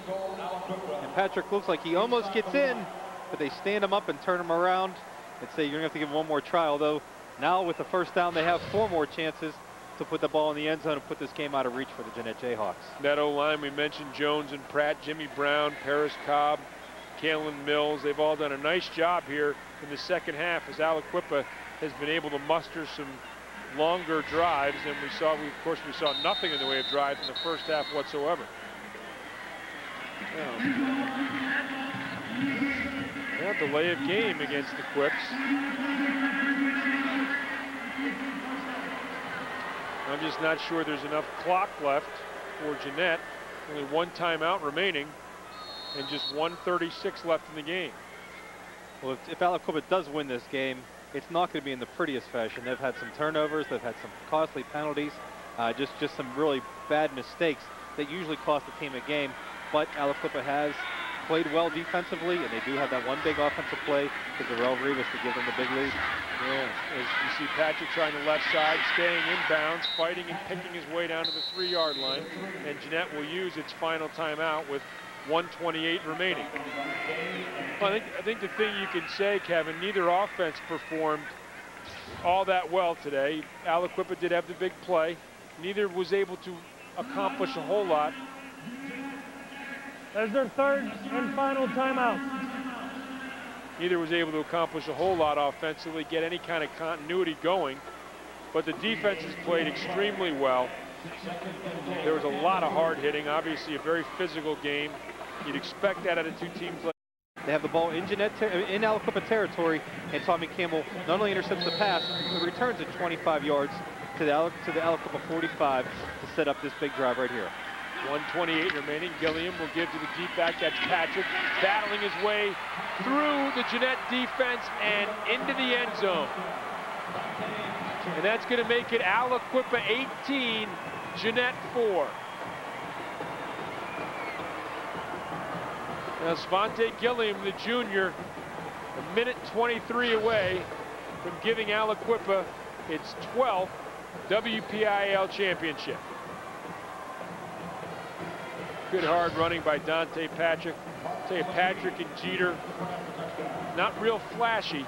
You talk about the playmakers, the big playmakers are mostly on the outside for Aliquippa. Field goal, or the extra point attempt by Pellegrini off the crossbar, no good. But Patrick and Jeter run hard, they run between the tackles, and they will hit you. They will punish you. 14 play, 55-yard drive that took up 5:48. Boy, you talk about writing up a script for Mike Spianek. That is the way to finish things off. 14 plays, 55 yards, taking up almost 6 minutes of clock. So Aliquippa, minute and 23 away from their 12th WPIAL title. One thing we've talked about Aliquippa being a Class A school with a very small enrollment, one of the smaller Class A schools, and playing up to AA. Since Aliquippa dropped from AAA to AA, they have not lost, they have not lost in the WPIAL championship game in AA. They've won in 91, 96, 2000, and it looks like it appears they're going to be on their way to a 4th title in the AA classification and 12th title overall in school history. They had last year, they graduated 39 boys from Aliquippa High School. 39. To be able to churn out a team like this competing against larger schools. Same with Jeannette, they play up as well. They should be an A school. Very impressive what Bob Murphy has done with Jeannette and Mike Spianek with Aliquippa as well. Look at the job Murphy has done. He's been there 8 years. They've made the playoffs 8 straight years. They've won 4 division titles over that stretch. Advancing now to the championship game for WPIALs. An unbeaten season up to now. The sophomore class and teams left. Thomas Jefferson and Pine Richland. Thomas looking for some room, scrambles out to his left, trying to get to the sideline. Rivas lays a hit on him, and then he is dragged out of bounds by Shamar Jones. And the clock stops with 1:07 remaining. Well, it's a tough way to get 2 yards for Jordan Thomas. But the one thing Mike Dent told me about him is he said Jordan is never in trying to set yourself up for a chance at a pass play. Although, you know, they'd have to really pray for a miracle here for Jeannette Jayhawks to win this game. I think, you know, 1:07 left. It's pretty much over. You're not going to be out there battling. But, hey, you want to go down, let them know that you're a football player. Walker once again with some pressure. Boy, he's supplied a lot of that. Picked off by Rivas. Rivas looking for some room and just going to go down there at the 30-yard line. Well, not just going to go down. He's driven down by Nate Hazlett. Rivas capping a strong defensive effort off for the Quips with that interception. Well, for Jordan Thomas, I'm sure not the way that the game unfolded as he was thinking about it last night. But one thing that you can say about Thomas, he will be back next year. Just a junior, had an outstanding season with this Jeannette Jayhawks team. Yeah, the pain beginning to sink in as these players realize that they're not going to be walking out of Heinz Field for the WPIAL championship. Svante Gilliam takes a knee. Boy, it tugs at the heart. I mean, for one side, it's just exultation, the realization that the dreams that they had back in August that they worked through, not only in those long double sessions in August, but all throughout the season are going to come true. And for the other team to get to this point, the further you go, the more difficult it is to lose and the worse it hurts. And that's the emotions going through the Jeannette Jayhawks right now as Svante Gilliam takes a knee, and that will be the final game of the 2003 Class AA WPIAL Championships here at Heinz Field. The Aliquippa Quips, an even dozen titles. Mike Spianek is going to take home the 12th championship trophy in Aliquippa school history. For Bob Murphy and Jeannette, plenty to be proud of. This program makes it back to the championship game for the first time since 1994. You can see Bob Murphy and Mike Spianek congratulating each other.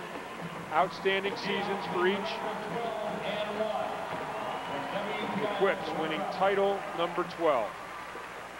And one more championship they can celebrate at the pit on top of the field house there. Now they have a clean dozen, as you might like to say, starting in 1952. AAA titles in 52, 55, 64, 84, 85, 87, 88, 89. They had a run of dominance there in the 80s under Don Yanessa. And then now in AA, 91, 96, and 2000. And they also have 5 losses in the AAA finals. So Aliquippa's experienced both sides of this emotion, and now they get a chance to celebrate a championship one more time.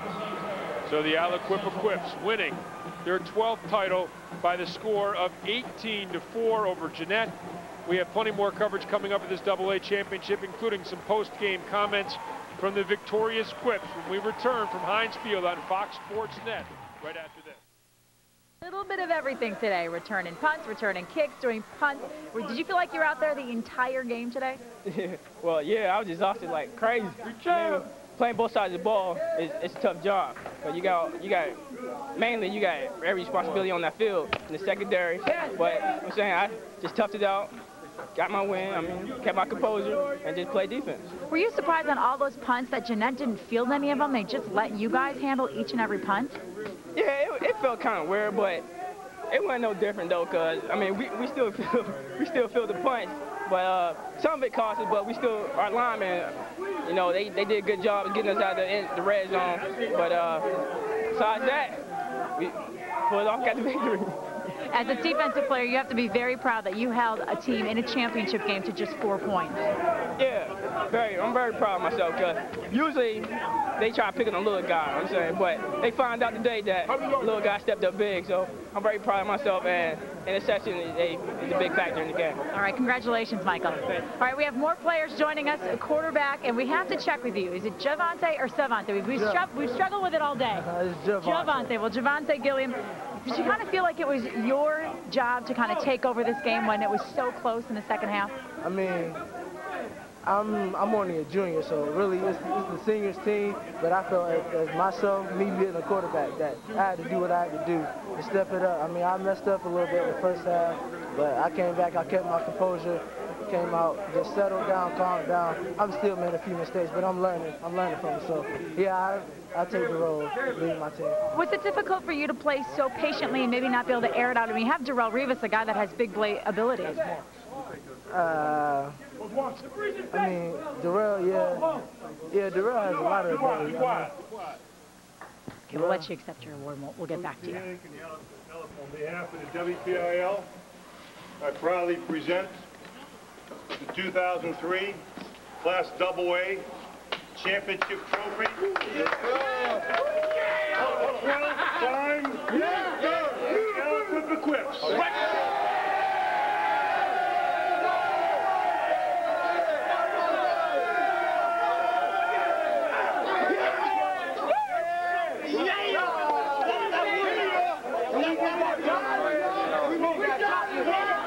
Coach didn't mess it up. All right, guys, I am here now with Coach Mike Smianek. He just said to me, one of his keys to the game when he told me last week is the coach not messing up, and you didn't mess it up at all, did you? I hope not. No, I don't think I messed it up, and that's always one of the keys. You know, the coach sometimes messes it up, too. The kids have to pull him out. I didn't mess it up today. It really was a tale of two halves for your team. You played so solid in that second half. Well, you said something at halftime. To me, you said it looked like they were tired and we were wearing them down and we were the smaller team, and I agreed with you. That's what I told the kids. I thought we wore them down.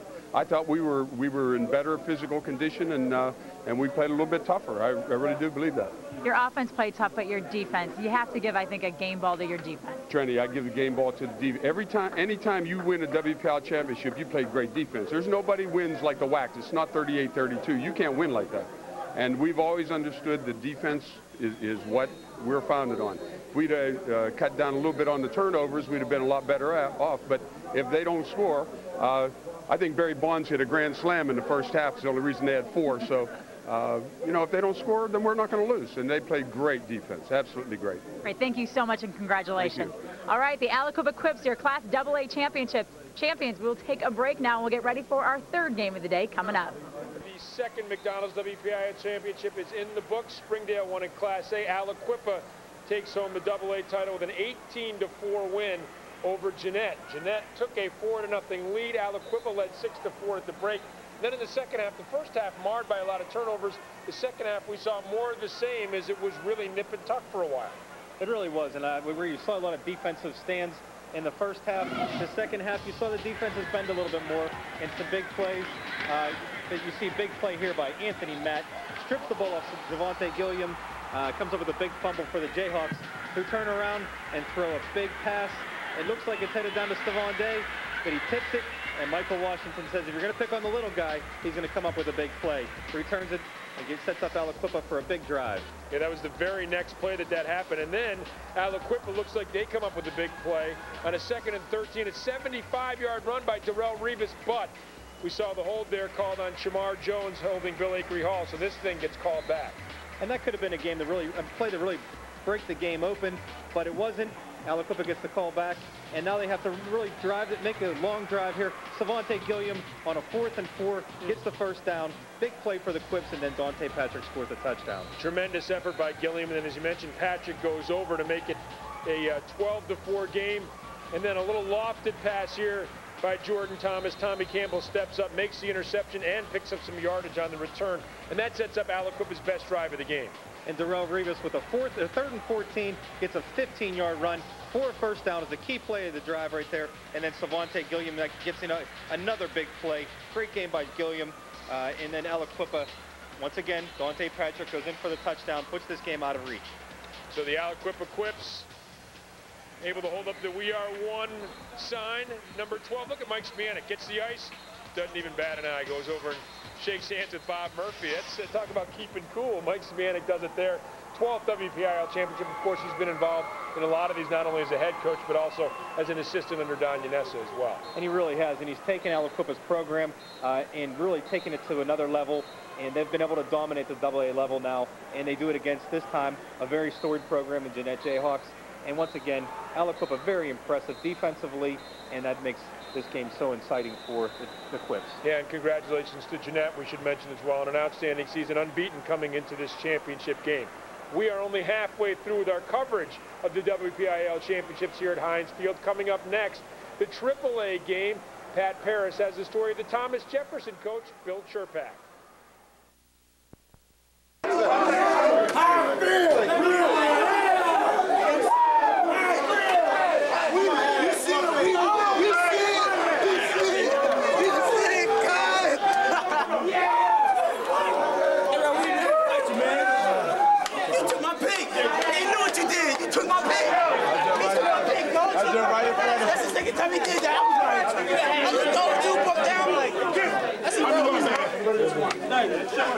How many yards they have? We're gonna read it. That's short. Hold on, I got one. No, I want that What's the stat? Get one? Oh, there's one.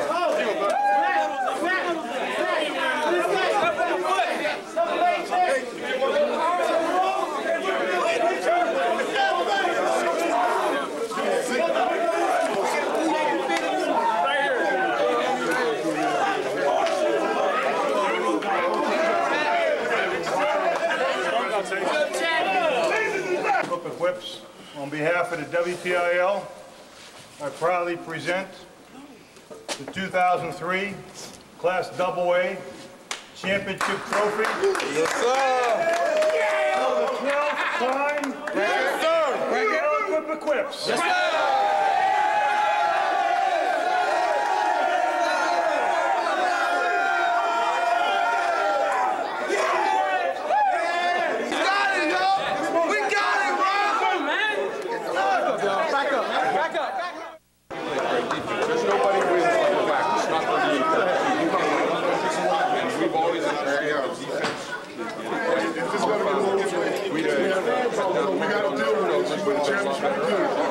If they don't score, I think Barry Bond's going to grand slam and just have some reason to score. So, if they don't score, then we're not going to lose. And they play great defense, absolutely great. Thank you so much and congratulations. All right, the Aliquippa Quips are Class AA champions.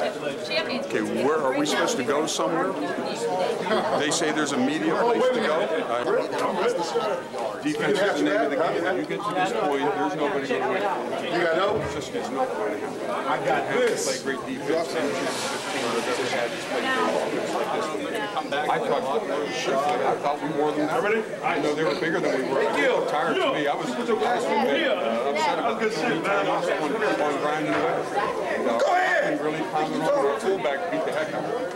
Even though your field position was horrendous in that first half, Jeannette was unable to take advantage of it. How do you feel about it?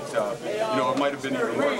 They had some opportunities earlier. You got the safeties instead of getting this. That was kind of a big thing too. Sure, they missed the field goal early, and then you know, they did get the 2 safeties. But once we got going a little bit, you know, then okay, but hey, heck of a football team, Jeannette. You know, they're 12-0 for no reason.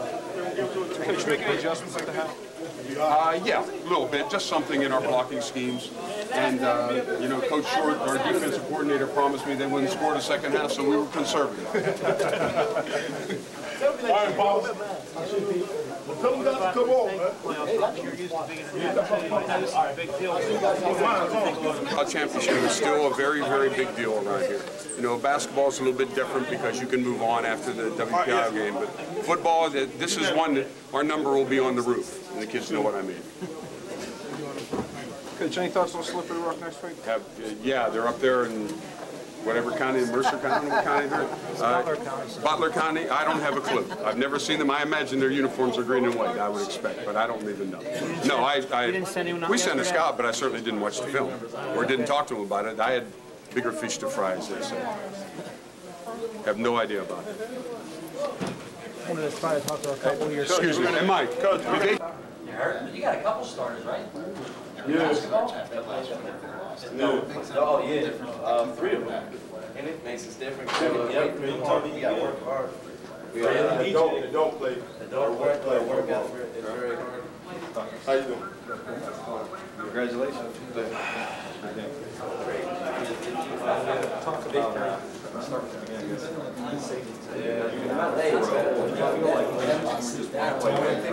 Turning that around. Yeah, you did. What he started wearing down Jeannette running game. I thought we wore them down in the first half. One reporter, the sideline reporter said to him. Talk about the performance of your defense today. Well, let them talk. You know, Coach Short, Pete Short runs our defense, and you don't win championships unless you play defense. And we've always understood that. Last thing I said to them before we went out was defense, defense, defense. You don't have to score much. You play great defense, which we did. So, yeah. So we took advantage of that. We took advantage of our weaknesses. We contributed. You know, that's what we came out here. Coach, talking about the defense next year as well. And you guys as a secondary, it seemed like they put you in man-to-man a lot, but they're letting everybody else take care of the run.